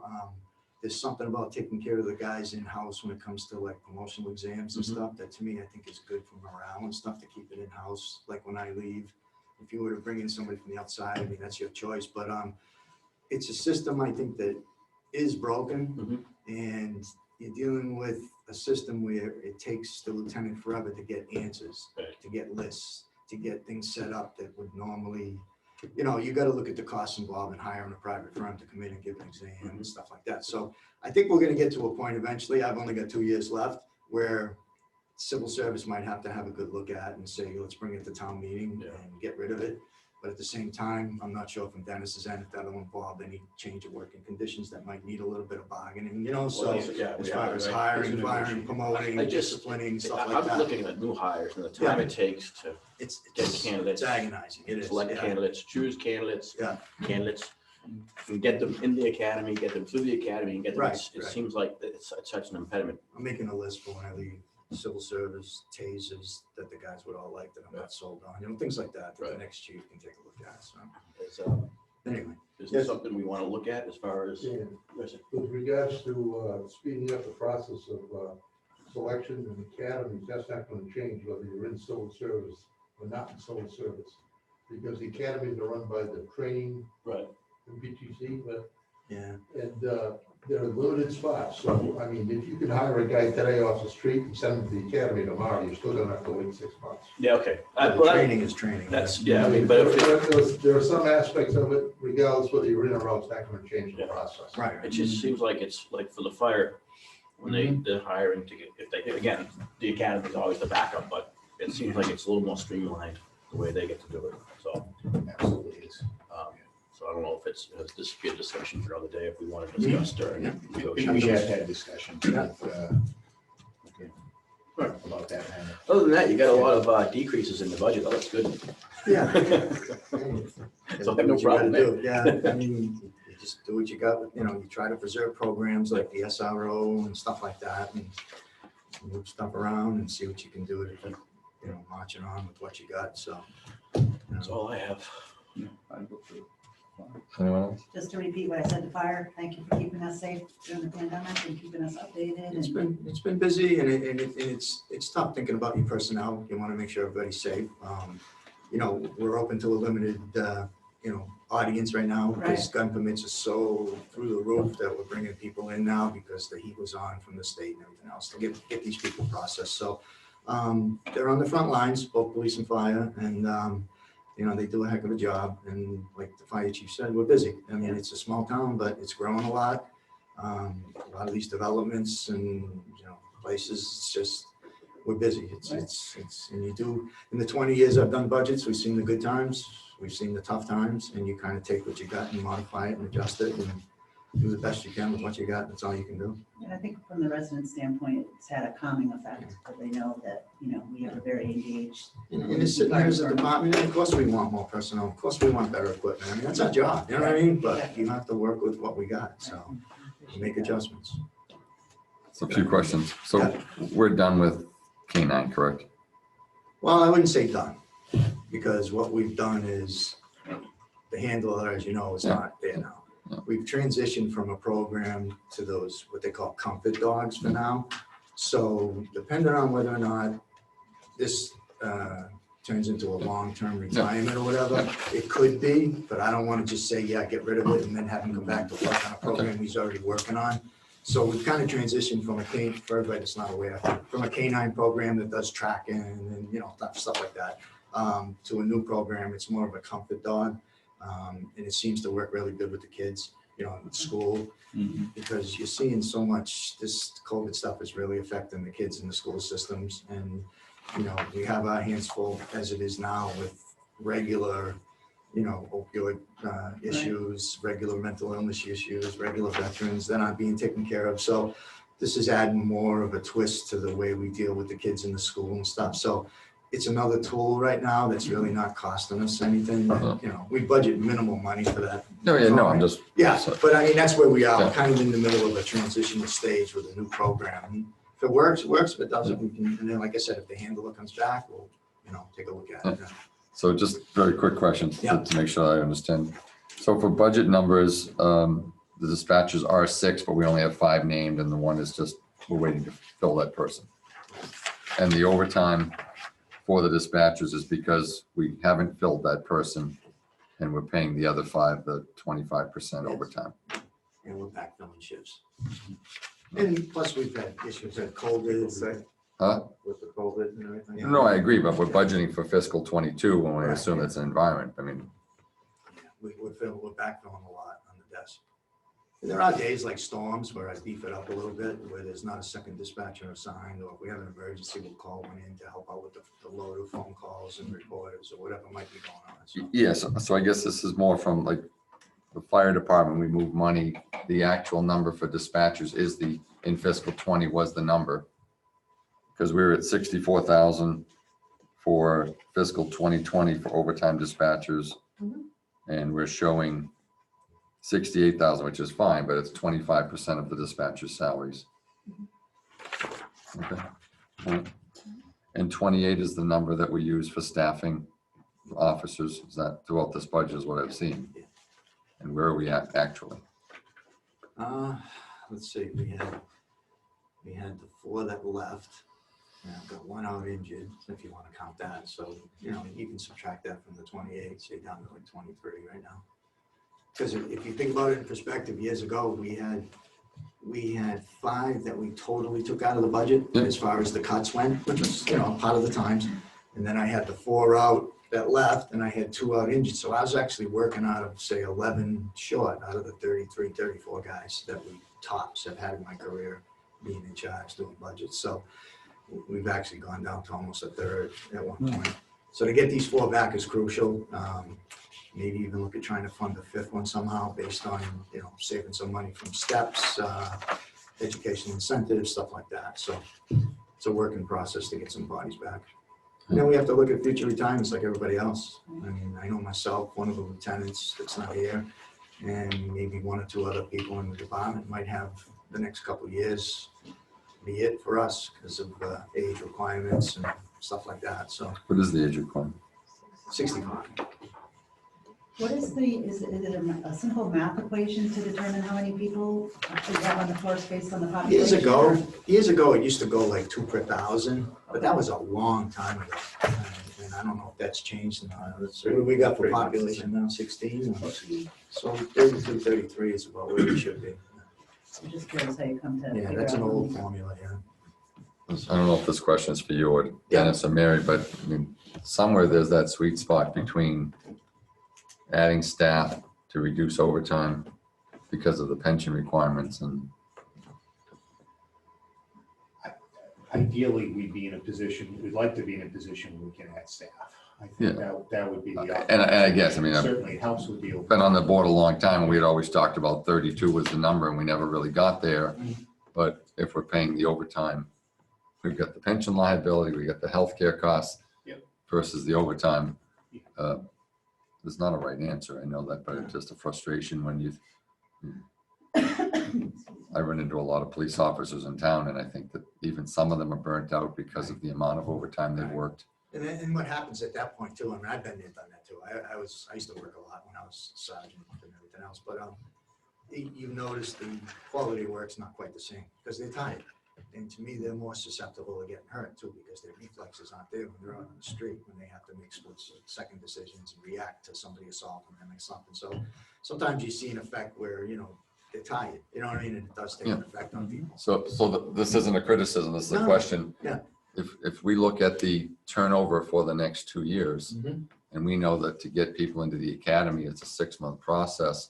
I mean, decisions need to be made sooner as a town, not as a department, to say, go, let's get the ball rolling now because we need them at that point, Right, even if we have to take on the cost, because we're gonna drop men and women.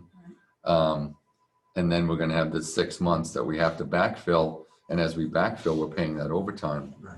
So there's gotta be a formula in there that I think we as a town, we as a board need to say, this person's gonna retire in 24, this one's gonna retire in 23 and 6 months, this one's gonna retire in 22. So you're saying kind of let's take on the additional cost of employment. or at least, for that short term. or at least until- acknowledge that we have to do it because we're gonna incur $40,000, $50,000 in overtime costs. I mean, when I look at the dispatcher and we see that's 24 point something % of the dispatching total, that if we pay someone $41,000 a year, as the number says, and we're paying $25,000 a year in overtime for someone, is 7 the number? Because I don't know the answer, but I think that separate from this budget, we need a formula that tells you and the lieutenants to get someone in the academy in this cycle definitively without having to come back and say, hey, we're short. Right. Because we've lost to Milford, we've certainly lost to Foxborough, Rentham, and it would appear to be continuing. Right, it's So- hindsight, I get it. But We see it I mean, as we wait till it happens and then we try to replace like. Yeah, so I mean, Yeah. unless there's objection from the board, I would like to see something after the budget process that lays out that timetable for the next 2 or 3 years that accounts for your transition.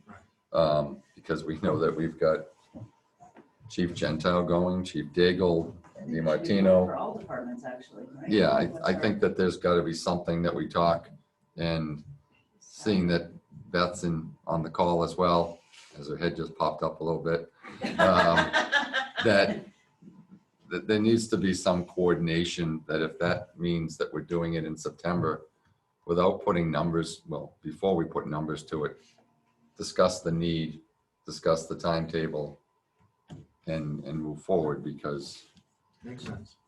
our town administrator's going. We have multiple departments that we're looking at, multiple retirements from multiple departments. Yeah, I mean, So just say that's- we've yeah. got Dennis, Dawn, Chief, our yeah. assessor. Yep. We're gonna be in a We can world of certainly hurt. lay out the positions and the timing for you and what. the Yeah, but I mean, process will be. particularly for the ones that take 6 months to replace on the street, When should you start? that needs to be laid out, because, it's the hit by bus mentality that your replacement doesnn't need to walk into a crisis, nor does anyone else. That's it. That's it. It's more like we need a framework or a framework to start with, to build a plan for each department to kind of create their plan, of their, as I call it, bench.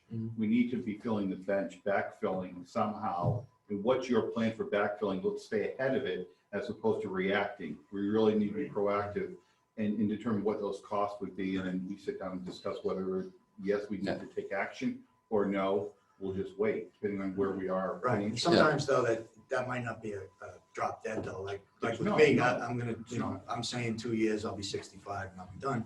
A lot of that depended on the reform legislation too.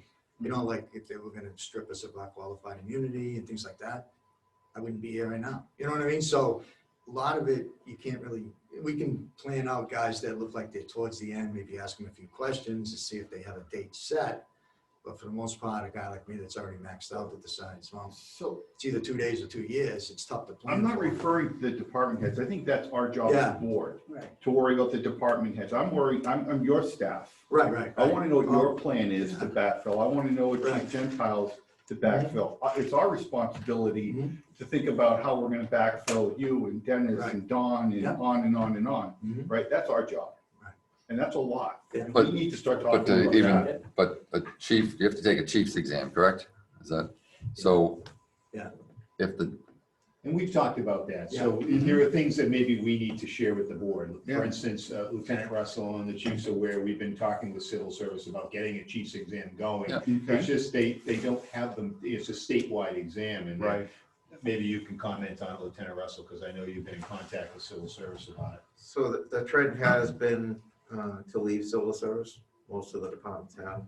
So there's no incentive for them to, they are, the last time I talked to them, they're in development of an exam, but they haven't developed it yet. There's no drive there anymore because the majority of the towns, even if their departments are in civil service, the chiefs have already been removed, or deputy chiefs or whatever, those have been removed. Well, that's the planning. That information is helpful because then that starts to thinking about planning what we should be doing. I didn't realize that. I don't know if any of us really knew that. So I think we just need a broader education Yeah. and I don't think this was as much a crisis Right. 4 or 5 years ago, but knowing that every department is impacted in the planning process, I think it just, Sure. you know, if 2 members of the board, select board, were not reelected and we had a huge turnover, the education, historical knowledge is going to be limited. Good to know we can be replaced in a day. Each May on the first Tuesday in May. Anyway, All right. other than that, Anything else? any other, I have nothing else. No. pretty straightforward, Yep. pretty, Thank you. Good. all right? Thank you. Thank you very much. Thank you. Thanks. Good morning, gentlemen. What's that next short timer? Here he is. Short timer. What day were you leaving? What'd he say? What day What was day it? are we leaving? You lose That's qualified voting, Exodus. you're done. Right. Go out the door, hit you, Usually he then won the you go out. lottery. I mean, I just Way sort up. of think of that than being hit by a bus. It just doesn't sound as appealing to me. No. Good morning. Still morning, good. And hopefully it'll still be morning when you're finished. Anyone can say move to adjourn and. That's a good incentive right there. Or lunch is on you. How about that? Okay. I'll start with highway, which is by far the biggest, that's under the general fund. Article 422. The overall budget has been cut by $100,000. That's entirely really in the line item for road work, which started last year, I think, at 40, and then at the November town meeting was bumped to 350 because we had some funds, and it's adjusted to balance the budget, I'm sure. At the submittal stage, and if we have money in November, we'll look to boost this. At 350, it's still maybe like 5% of what we should be putting up every year. If we were consistently putting up $3 million a year, we could start getting ahead of our decaying road system. We're not the only ones, but we're way behind. And every year the freeze thaws, and every year the pavement ages, and even the very best road lasts about 20 years. So the math is not good. It's one of the big questions our management staff has. How do we answer residents who call and say, hey, my street's never been fixed. When are you going to fix my street? What are you going to do? And we tell them, we pretty much say, we know the condition of the streets, but we can't fix it without money. And, where's this money going to come from? So When was the last time we did $5 million for? it was 6 years ago, probably 2016. 16. Yeah. That was $1 million per year, right? Yeah, and that's about what we've got, like 200,000 left. There's some of it's sort of being not held, but it's spoken for. It's all spoken for. But with our debt structure, Mary, is it prudent to discuss a plan for 23? It depends on what decisions we make. We've got some placeholders in our debt service budget for some potential projects. And so we can't do everything. And so it depends on what decisions this board makes relative to some initiatives that we've been talking about. Is that a separate conversation we have at some point, or, I would think. Because that's prioritize? Well, I get that goes back to Mary's comment of that we were at 7% for debt service, Right. and if you want to be between 5 and 10, we don't want to jeopardize our bond rating. Right. but there's also the need to keep up with the roads. And as Don said, there's only so many months in the year to do projects. There's an endless need for lots of things. How can you just say that alone? There's an endless need for money in a lot of places, and there's, if we started putting $5 million up a year and did that for probably 7 years, then we could drop down to $2 million a year just to maintain. I mean, we should have $2 million just to do the sort of the basic maintenance stuff. But we're so far behind, and roads that today maybe could get a mill and overlay. If we fix them in 8 years, that's a reclaim. It's the road's completely shot, and then you're talking about making the cost go up 3 times. It's just, it's a vicious cycle, and we're not on the right curve. We're not flattening the curve. It's dropping off the table. So and I think you're aware of it, but it's just a concern that I hope we'll come up with some kind of game plan to move forward and get something at least. Because like the money we have this year, left over from that, the mitigation funds that we've received from various projects, which Jim and the planning board have done a great job beating up our developers, and as well they should be. They're having impact to our roads and so forth. All of that money, with the exception, actually all of it, depending on what we do with the 1.7 appropriation, is scheduled. Not only that, but we've got really no money set aside for Hartford Ave, Maple Street, which we've got a property owner up there who's willing to work with us and make a great improvement there. If he sells in 2 years before we jump on it, we may not have, there's The intersection of Hartford Ave. in Maple, the intersection of Hartford Ave and Maple Street, which we've got some Desperately needed. and we've got we've got a property owner who's willing to work with us in a swap and allow us to make a dramatic improvement there without a huge land investment, or so there's just stuff that we're going to see go by the wayside if we don't put some money up sometime soon.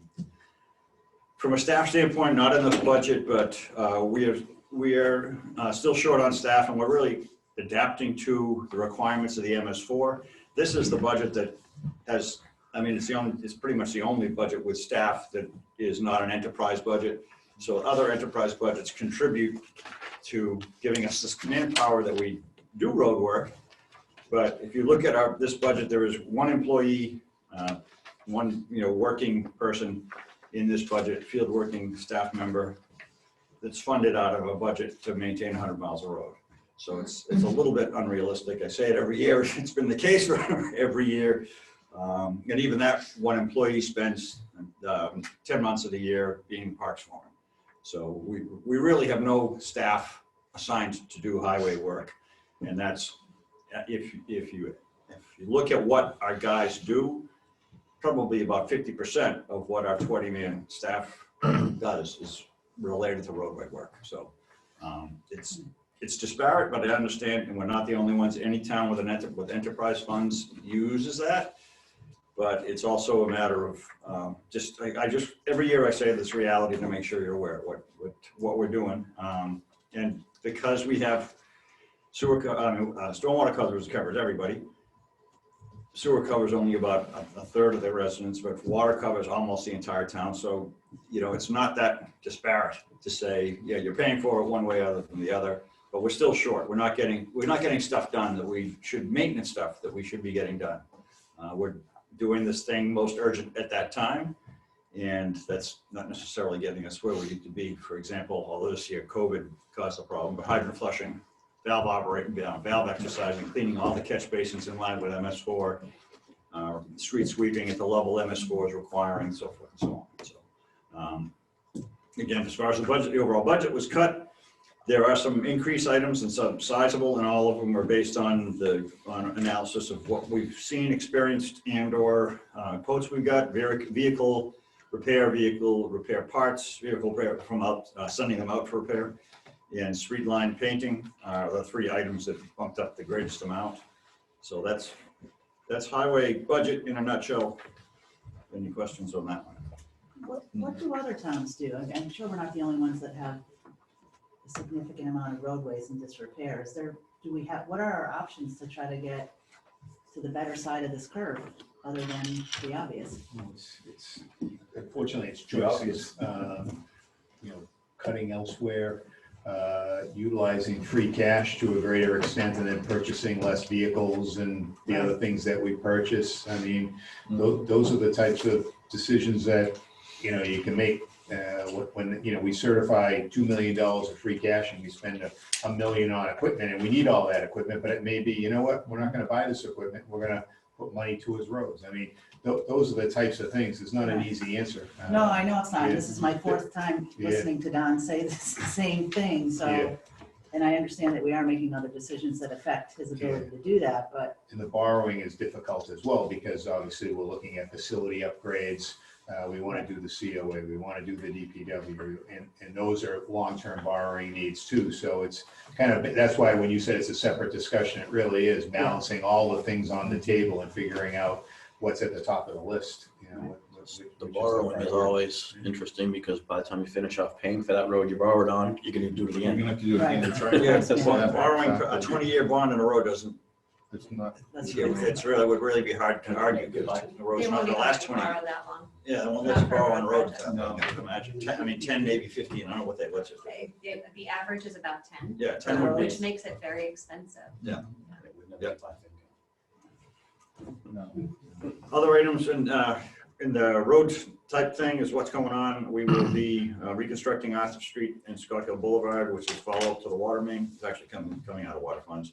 We've got the 350,000. We haven't decided where to spend that. It won't go very far, but we're still wrestling with, you know, throw the dart at the map, which because you're going to hit a street that needs repair. So we may use that or call a road committee meeting, Zoom one in, but it's still, it's sort of, you can't miss, and we get so many roads that are in bad shape. The project out here, Route 126 and 140, I gotta say it's Mass DOT COVID related delays. We should have gotten permits to do that. I want to say 6 months ago, maybe more. We're still hoping to get it at any moment. We're in the final stages of review by Mass DOT. As soon as we get that, we'll work on getting the bid plans out, and we still expect ground to be broken if not April and May of this year, and attack that project.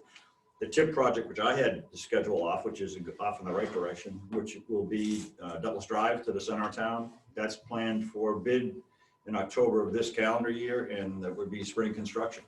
So that's exciting. Thanks to Jim for his beating up the people in Boston and showing up. This is like, because yeah, it's hard for them to yank the funds out from underneath you if you're in the room. Mhm. And that's what I saw with Pulaski Boulevard. Is you go to every one of the meetings and you're there, and you say 2 words, or they just say, you know, I see you here from Bellingham. Do you have anything to say? Nope. Just don't take the money.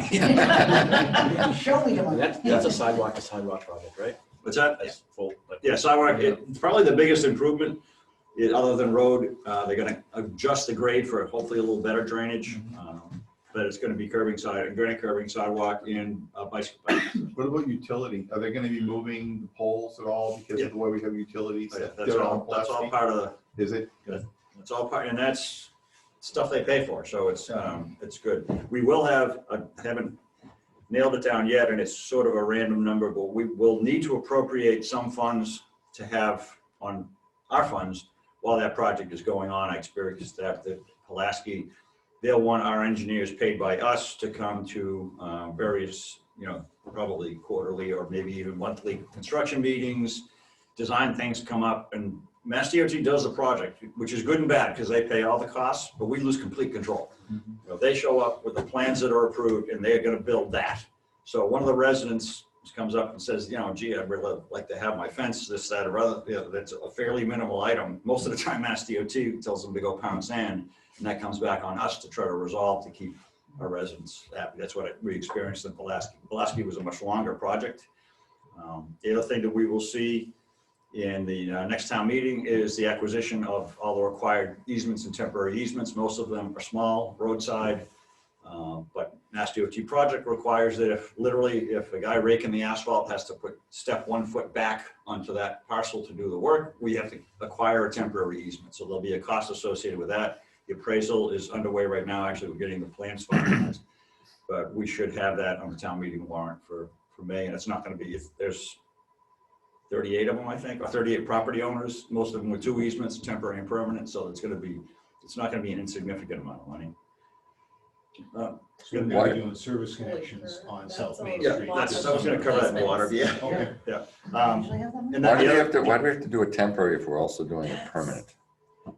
the temporary, well, you do a permanent easement, the permanent easement is that wide because you've actually got sidewalk you've built onto that or something like that. There's actually not that many in this project because we had a pretty good width up there. But if the contractors, if they assume, and they have a formula, contractor, they need 5 feet in order to build to the back of the sidewalk there, we don't need to keep that easement. We have to have, but on a town project, we never do that.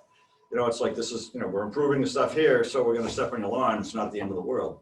Mass DOT looks at it in a totally different way, and I'm sure they've been sued over it, they do enough projects. It's a liability issue. Yeah, the liability, it has to be covered in a temporary easement. And temporary easements are less expensive, significantly less. You rent them, you are renting the space for 2 years, usually from the date of the construction start, and then it dissolves, so although it's a recorded document, it's not on people's deeds or anything moving forward, so. How many temporary easements were there for the Pulaski project? Oh, like 78. I hear the peanut gallery laughing over Let me there. put it to you this way, even at like 40 that we got now, it's an intimidating list when you first see it. It's just like, oh. Yeah, that seems like a tremendous amount. Well, literally, Of the thing where Tina's watching, she may quit by the time we should tell her this, but as soon as we get the finalized taking plans, she'll be, and she's done a great job of actually helping get that list into a, the engineers look at it one way. What we look at it is, I got to contact these people. I need their addresses. I need any contact information. So Tina's been doing a great job building that up. But I will soon have the plans that are the final plans approved by Mass DOT. And now I got to send each individual property owner a letter saying, this is what we're going to do. And, taking an excerpt out of the plan and putting, because I'm not going to send a property owner 38 pages of plans, which is what these things are. Right. I'm going to give them a snapshot of their property. So Tina's going to see if she can color within the lines. We'll find that out. To mark out the permanent temporary easements and send one out to all 40 or so property owners. So the other big project we've been waiting for and waiting again, like another COVID effect, the engineers who were working on this, PSC, a small company, we expected to bid this last winter. It's a cooperative job with Medway, where we're doing some work on our sidewalks and road intersection. It merges right into Medway on the Hartford Ave line. Medway was originally, we were just going to do a little bit, and they said, hey, they got some grants from the power plant that went in, or money from that, so they're doing significant sidewalk improvement. That added to the engineering, but that added to the engineering 18 months ago, and the engineer just has not been able to get the staff. Finally got the plans and specs this week, so that'll be going out to bid as soon as I can wrap that up. That's highway. How am I doing? Still, yeah. I gotta talk fast. What are you going to next? Water would be next in my book. I don't know if it's in yours. Water, there is an overall increase proposed to $248,758, I think. Dennis and Mary have adjusted that. Lots of items increased. The salary item, the biggest increase is overtime, and that's just based on experience, on what we're seeing for overtime.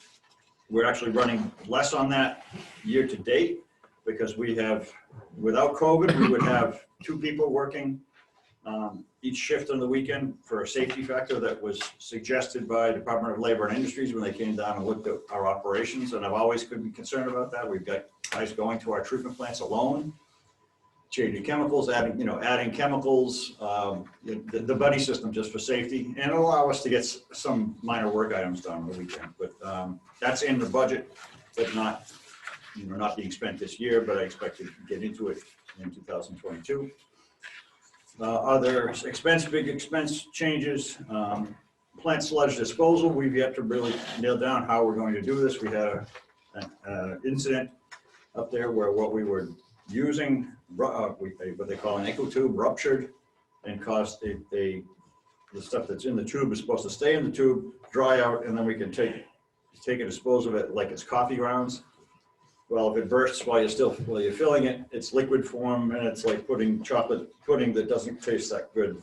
all over the place. So thank goodness we have insurance, but it's probably going to be a bill in the neighborhood of $350,000 or so that the insurance is going to cover for that ruptured tube.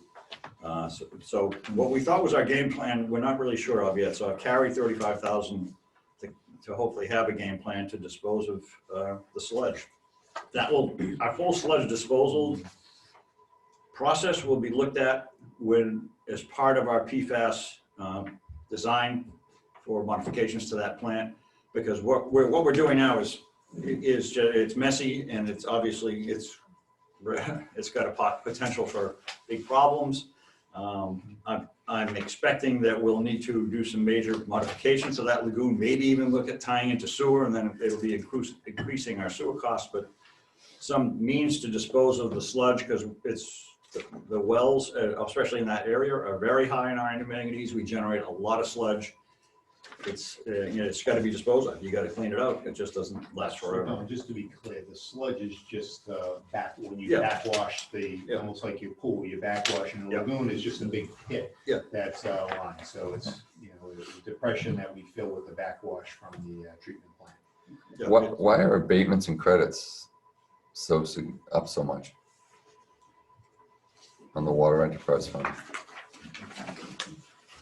We went from 107,000 in credits to 194. What are we projecting?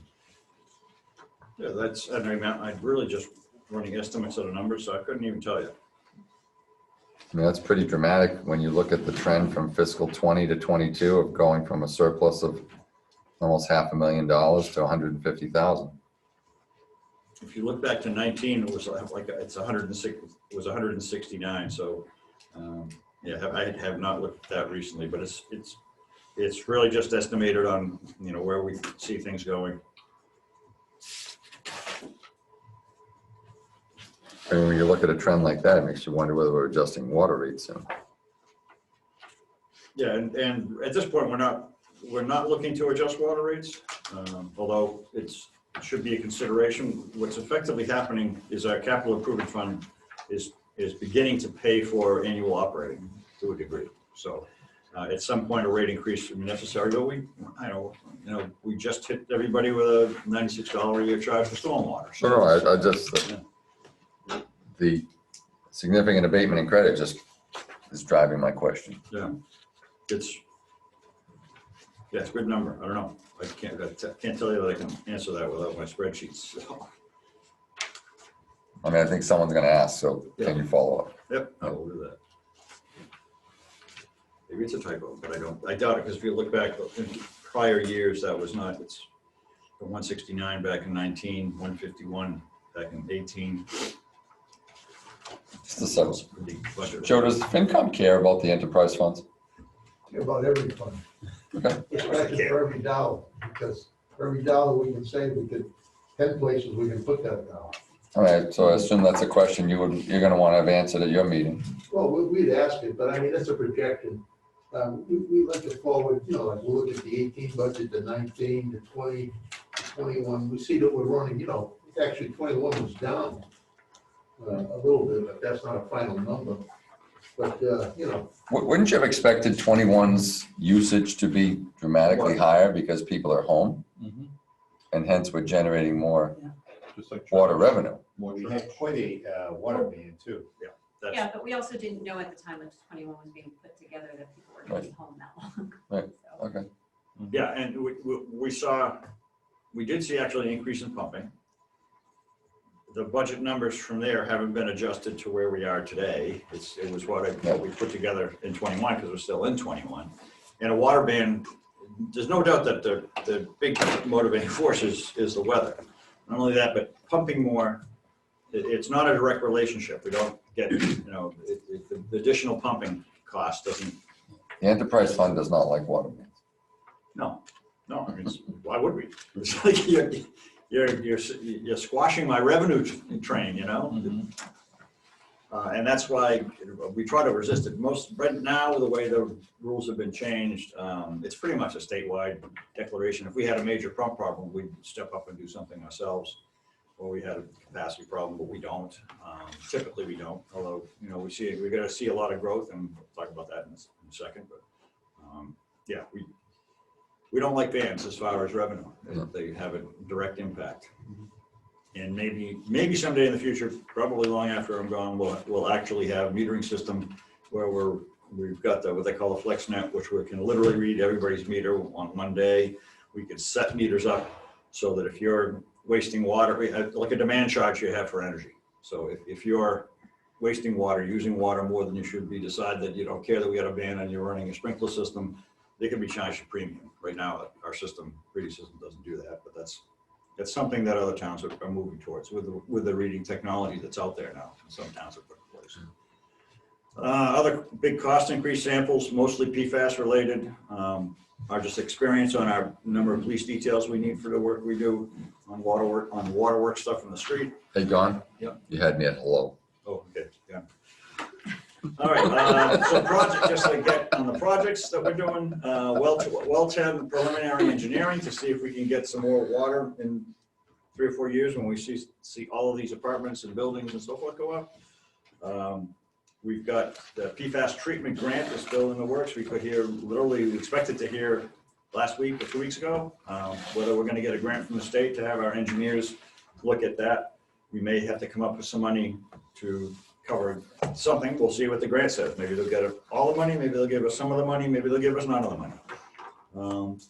Our recent PFAS numbers came in above half of the MCL, but at 13.4 as opposed to 20, which is the MCL, which is not bad. Unfortunately, looking at the records, there's no progression that we're going like this. It goes like that. And it's parts per trillion, so it's a very detailed test. Water main projects, with Dennis mentioned, wrapping up the bids for that possibly next week and get it up for advertising. South Main Street sewer water service renewal. So in the area that we're going to dig up the street for TIF, we're going to renew all those mostly old iron pipe water services. The main is in great shape. All of that main that was put in 1940 is never broken unless a contractor has broken it. That's how we got the good products back then. As well as Poirier Street, Harper Boulevard, Atlantic Key Street water mains. That's water. Just a quick question, Don. Professional services. Yep. There's on line item 52,400. Yep. Miscellaneous additional professional services, $50,000. Is that the sludge? That's miscellaneous professional that used to be our reserve fund. Okay. Mary has suggested that we not bother with the reserve fund and just put it in the budget. Therefore, if it's there, I spend it. If I need to, if I don't spend it, it just goes back into our capital. Okay. So, which is what was happening with the reserve fund without having to come in with in the entire time that we had the reserve fund, the water and sewer, there's actually 25,000 in sewer. Mm-hmm. That's the same thing. That I've never had to go and do that. You know, actually, this is a year we might have to do it for sewer. Don't have to come up with some money, but that would be probably a transfer.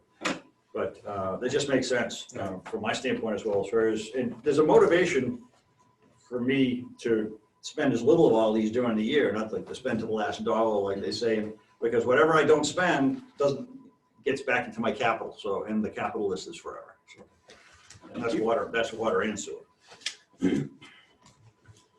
Okay, I got sewer next, which is 3000460, 42,913 increase.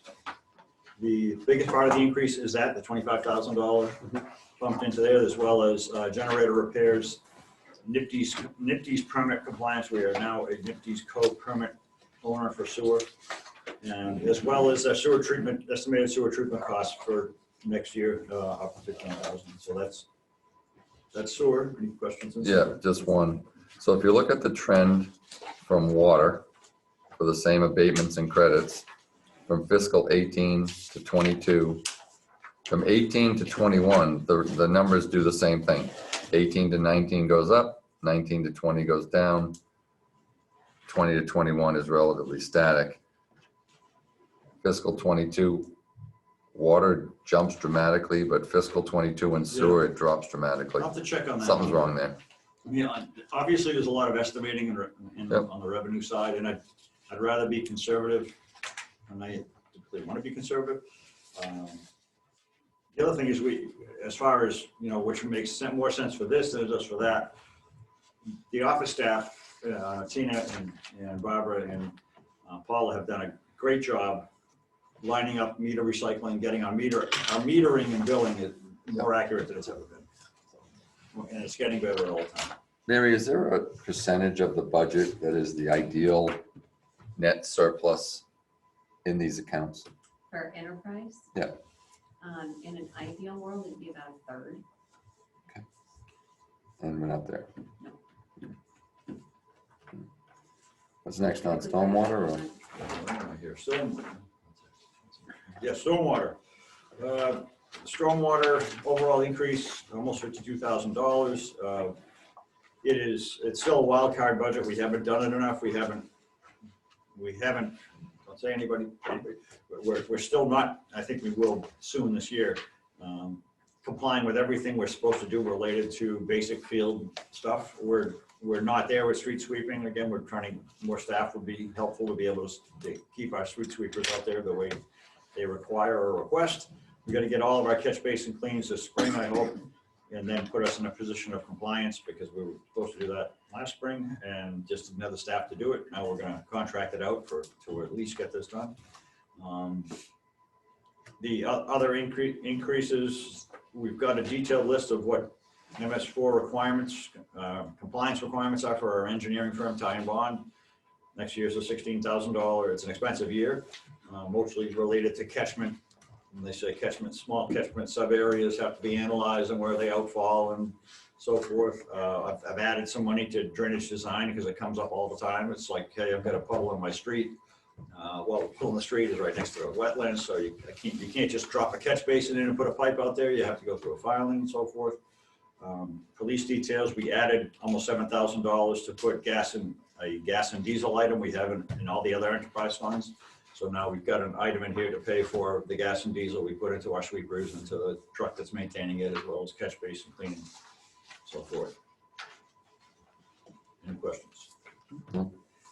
Yeah, this is still, it'll probably be a few years before I'm comfortable. Probably the biggest wild card is disposal of catch basin cleaning and sweeping. Don't know for sure annually how much we'll generate until we get a consistent flow going.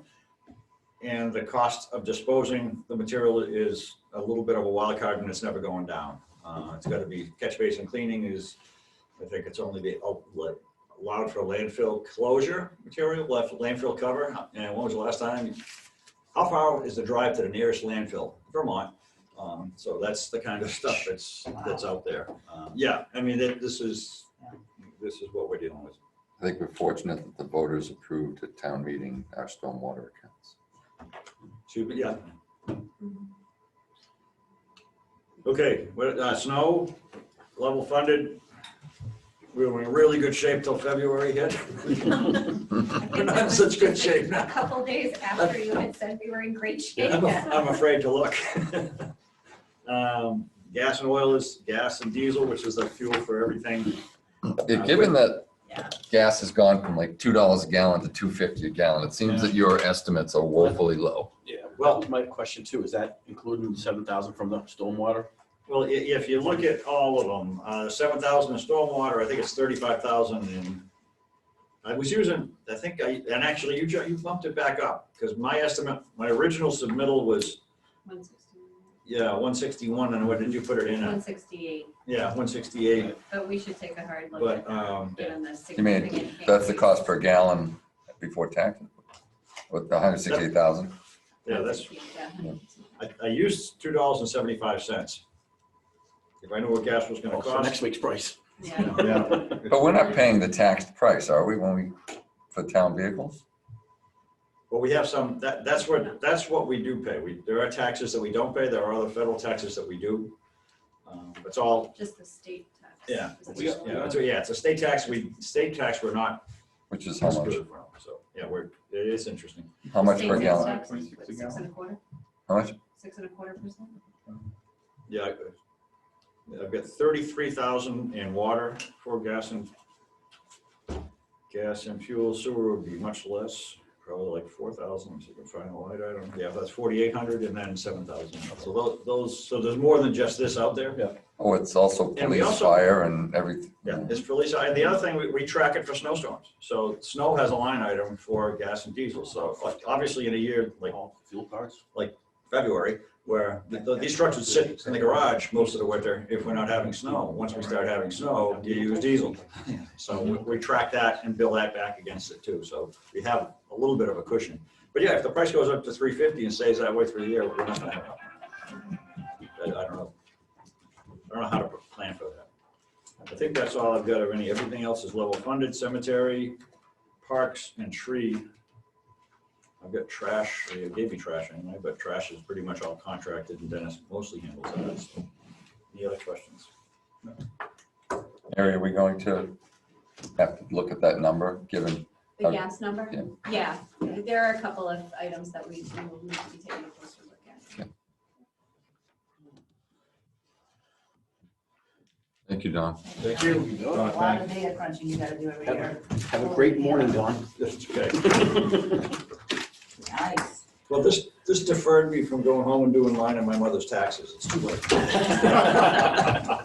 Thank you.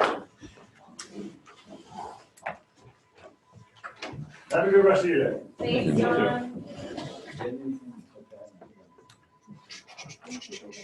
From departments that are not listed here, does anyone have questions before I get into mine? Yeah, just get a quick question on electrical inspector. Part-time personnel, I know we've got a motion to hire one Monday night for a part-time inspector, but we're not budgeting it, took it out of the budget. Is that because it's gonna be paid out of revolving funds? Yeah, really, that's just a fill-in. We need to have a backup, so it's not like he's gonna be on duty. It's just if the primary inspector was gone, there's funds in the budget. to cover Okay, that. so that's what I'm saying, so it's only, that's going from the revolving, like. Yeah, Okay. so that would just be the periodic. I just, cause I got the email saying, no, I'm looking at this, I got the email about Monday night's appointment, and I'm like, But there's no money there. Yeah. Yeah, revolving. okay, that's all I had. I had the BBT question already answered, gas, I'm good. Yeah, I had the BBT. You should have seen how many we had. We got rid of a lot. Yeah, I'm good. I had, most of the questions I had have been answered. Yeah. And still the biggest concern I have is, and I know it's Rep. Soder we have to talk to, but it's around the whole charter school. And again, I will continue to push Peter, Mr. Morano, on why we're losing as many students as we are to, and I'm saying that the charter school, more in-person schooling, I get that trend, but why we're still losing people to, towns like Medway and Hopedale. It just, I'd like to see. what some aren't we actual offering? data. What aren't we offering, and why are these parents leaving? Are they leaving because they want more AP classes at the high school level, which I know we're short on compared to other towns? What is it? Why are we? What is very specific? And I think just having a conversation is one thing, but having a conversation, doing the research, pulling the analysis together, and then making recommendations is what we really need. And I just think that, we've been really lax in just letting that trend happen without getting up front of it. It's been going on way too long. It's costing us too much money. Well, and I know for Memorial School, they did implement a lot of what they said they were going to with the addition of, with the passage of the override. Unfortunately, like they've brought back foreign language. Unfortunately, pandemic, they changed the way all the specials are run. So like my 7th graders only had 4 weeks of foreign language. She'll have another 4 weeks at the end. And that's not really enough time. Items that get implement all implemented this, take 2 to 3 years to pay any dividends, and then people word of mouth is to say, yeah, it's working. It's, this is a weird year, but I agree. I think all of us have asked multiple times throughout the course of going through all the subcommittees for the closure of the Macy School. Why did we have so many people leave? And there needs to be proper exit interviews done and data collected, and that's not happening. Like the data collection piece is what we're all really expecting to start seeing now when we look at that price tag. It's crazy. Kelly had a point too, though, during COVID, we're opting out to get to that in-person learning for private charter. So in that, actually, Charter has been almost fully remote, Ben Franklin has. So Ben Franklin, actually, the Charter hasn't had a influence on that in-person learning piece, because from what I've seen, most of the families who went to Charter have actually been complaining because Bellingham has had more in-person than Charter. But a lot of we actually had a lot of families leave to go to Medway this year. Even Well, more that's been a so trend. because Medway had been almost full in person.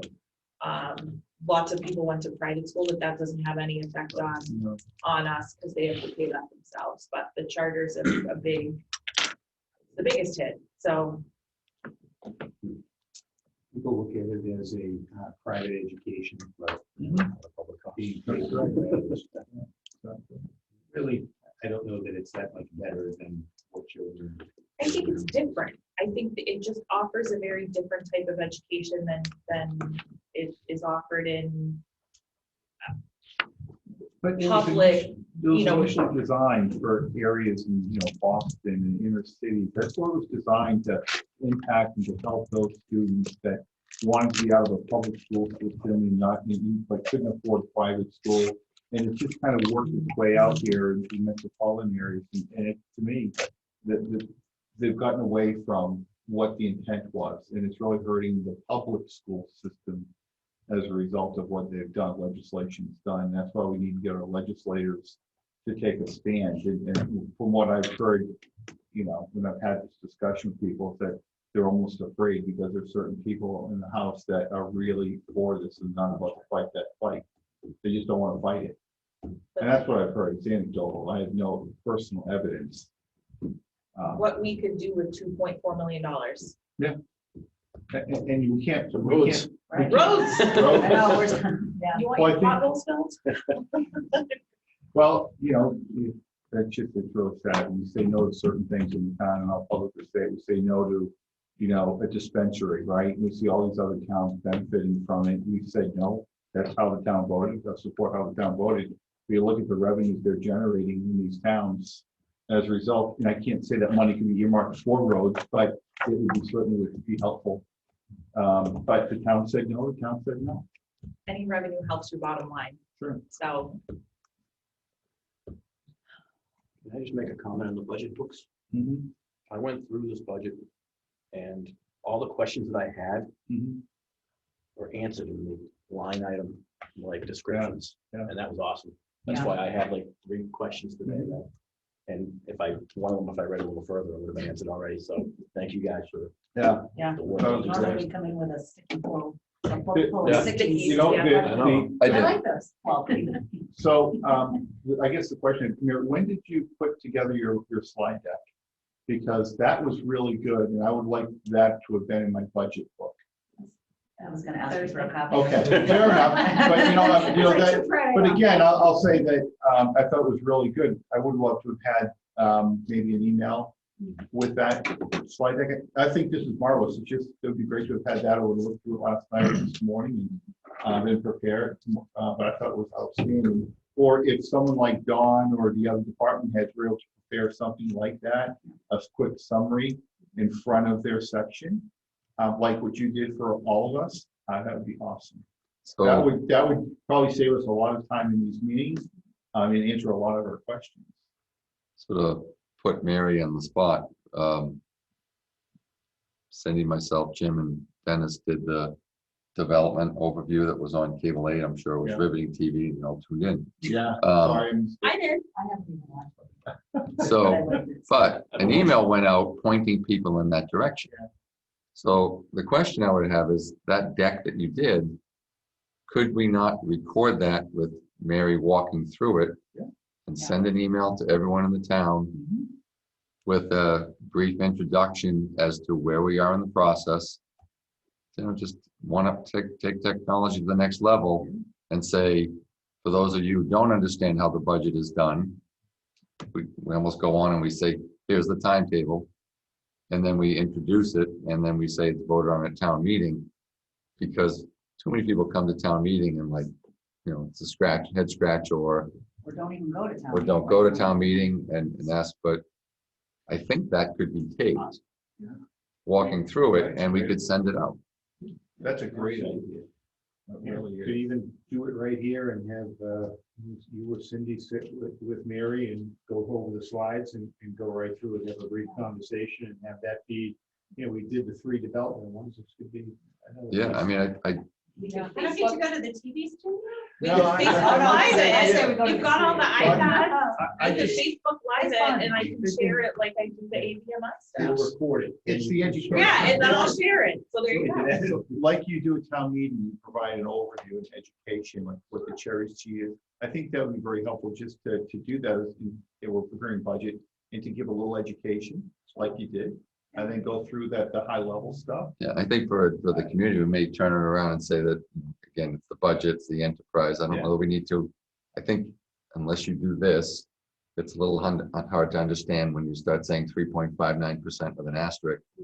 But, new growth and everyone, but there's something there that I think helps the process and we can use technology to do it. I think that final slide is very compelling. It showed Norfolk County. Norfolk County is a big county. You have some affluent communities, but you have some not so affluent communities as well. Yeah, and people do get hung up and say, well, let's compare ourselves to Blackstone, but when you put in We're something below like, Blackstone, so we can. but we are, but we also, when you look at the new developments that are going, we're being compared to Cambridge for rental. Yeah. So that's just reality for being the southwestern part of Norfolk County. And these new homes that are gonna be built behind us here, and that's gonna increase our median home prices as well. You're gonna see that number jump up. It may not be what a Medway or Franklin, but it's certainly gonna go higher than what it is today. So drive the rate lower. What's that? It will, but there's a trade-off to that too, that What? you need to keep in mind, because as those wealth indicators, income wealth and property wealth in your community increase, it has an impact on your state aid calculations as well as your minimum contribution requirements for your school department budget. Okay, that's good to keep in mind. And Now that's- double-edged sword. It is. Yeah, Norfolk County assessment too, right? So what's that? Would it have an effect on the Norfolk County assessment? Well, that's part of the cherry sheet assessments, and yeah, they set their own budget, they get it Right, voted, yeah. no questions asked, we pay it. Look One what thing I- affluent that time is. Let's take more money from them. I did have a question. Did our town clerk put in for a raise? Because it looked like his salary went from low 60s to 74 in the budget. I saw that was a big jump in the town clerk side. So That was- he's putting in for a raise? He did, and or it's an elected official, typically I defer those decisions to the board and ultimately. Well, he came in front of He us, came remember? before us Yeah. that yeah. Well, I know that he's compared to other town clerks. I remember that, but I was just, I saw it black and white here that he put himself. I think his point when he came in front of us though was that when he interviewed for the job, it was at a certain salary level, Yep. right? Isn't that what it's, right? Yeah, I'm not saying I'm against it. No, I'm no, just I- bringing yeah. it up as an area that I saw. I mean, I saw that jump when we're trying to save money, but But his election budget went way down. yeah. Yeah, because you don't have the election this year, but Mary, you and I talked at length about the debt structure, maybe just for everyone's benefit, repeat what we talked about, the refinancing and going to market. We talked about a lot of things, so. But you and I, we had the number of projects that were coming up for May, but you also said you were converting a number of bands. Yep. So in your budget books in the debt section, you'll see at the end of it, I tried to put together a walkthrough of what's happening with our debt. Essentially, as we talked about earlier, we're trying to keep the debt service budget level so that as things mature, we're replacing it with some new debt. And that's what's happening this year, and with that significant maturity for the high school. But we also are losing the subsidies. So when we look at the maturity of the high school, although $1.7 million of debt is maturing, we were receiving $1.5 million in a subsidy. So we get a net savings in our debt budget of about $200,000. So there's a lot of moving parts for the debt structure that's happening next year. But one of the big things is that we have $5.6 million outstanding right now in short-term debt. They're called bands, bond anticipation notes. We need to permanently finance that and convert that into long-term debt. So that is part of the debt service budget. when you have vans, you're only paying the interest expense. You haven't started paying back the principal. So we're going to see an impact in the debt service budget when those go out, get converted. So the plan is to still go out to issue debt in the end of April, May timeframe that would convert those short-term notes into long-term bonds, as well as the other projects that were previously voted by town meeting, the gymnasium floor, the underground storage tank removal, those projects, as well as the new initiatives that we've been talking about that have been built into the debt structure. So overall, right now, with the projections that were given to us from our financial advisor, we're seeing a slight increase in the debt budget, but that is because it's about $200,000 increase over last year. What we're going to try to do is work with the financial advisor to elongate or extend the maturity periods for some of the debt that we're, because they had really short maturities on some of the debt projects that we were looking at, like the gymnasium floor is like a 5-year payback period. If we extend that out to a 10-year payback period, it'll bring the debt down so that we can get to a level debt service number. So there's a lot of moving parts that are happening, and I would encourage you to take a look at that sheet that's in your binder to walk through that.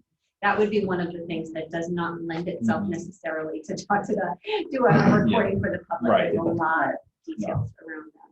Yep. That's anything fun.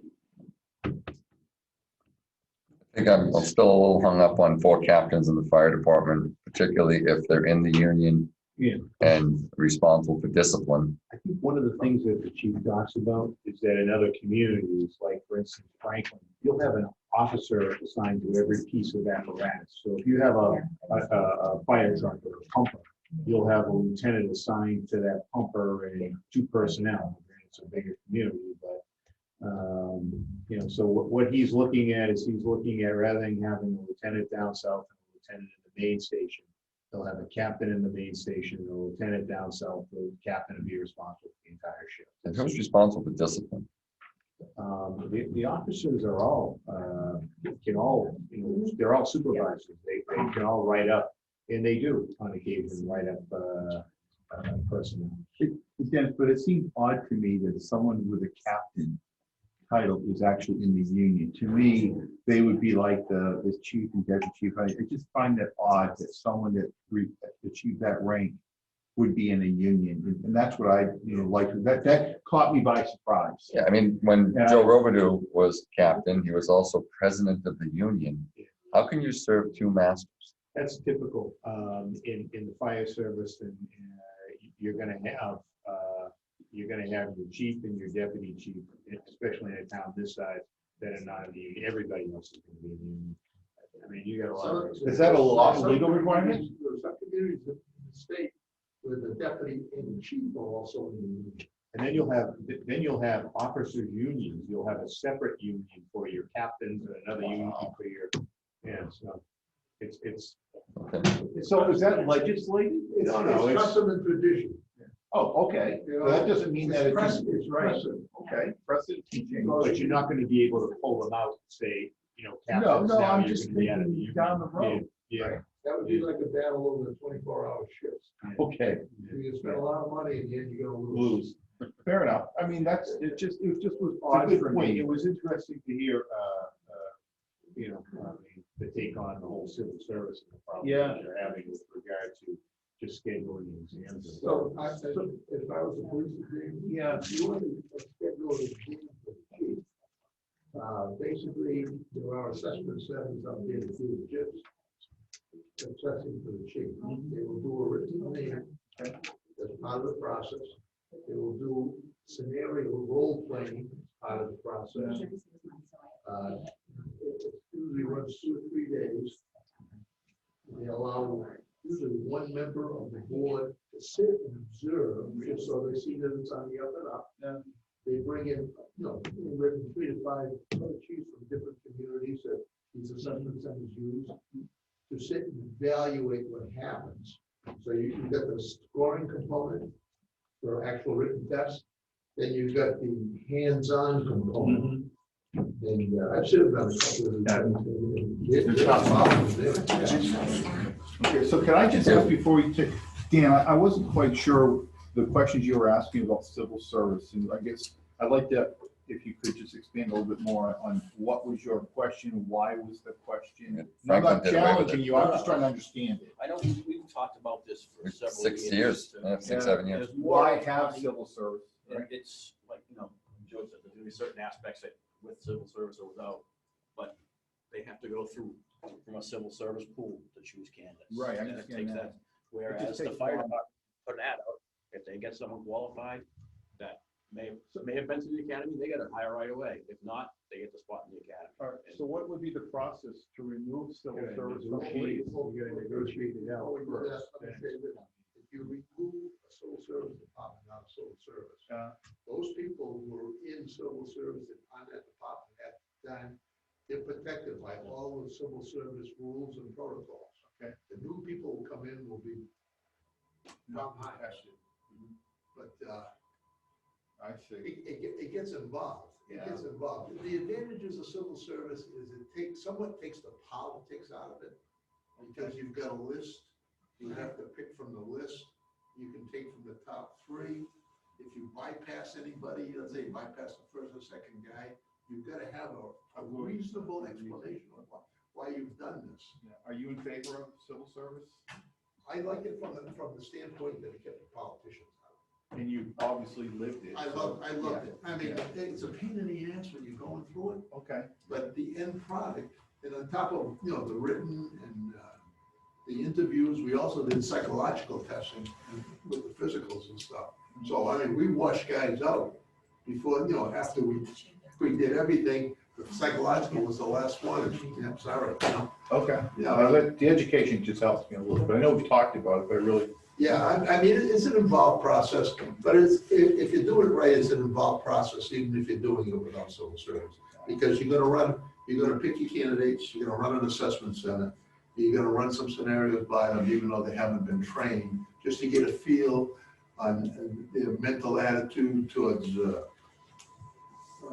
race. Call it emotional intelligence. All that stuff. And then we always send, even the patrolman hires, we always send them a psychological evaluation, and we wash people out. There is a thing out there called emotional IQ, and it's really interesting when you start reading about all of that stuff. Yeah, I mean, to do it right, it's not an easy process, it takes time, and then you have to wait for the academy. I got you, okay. Before they go to the academy, they have to go for the physical fitness and agility test that's run by the state. Yeah, I wasn't challenging you, I was just, No, no. I was why. And that's, we have to go Yeah, it was more through why. negotiations with the union, It's a right? two-step process. Yeah, Okay. great. Well, Joe, I know that FinCom's on the Zoom. When do you have your meeting We start? have a meeting 5:30 on Monday. All right, with that, I'll entertain a motion to close the meeting. So moved. First and second, all those in favor? Sorry, Dan, I know you wanted to end it. No, no.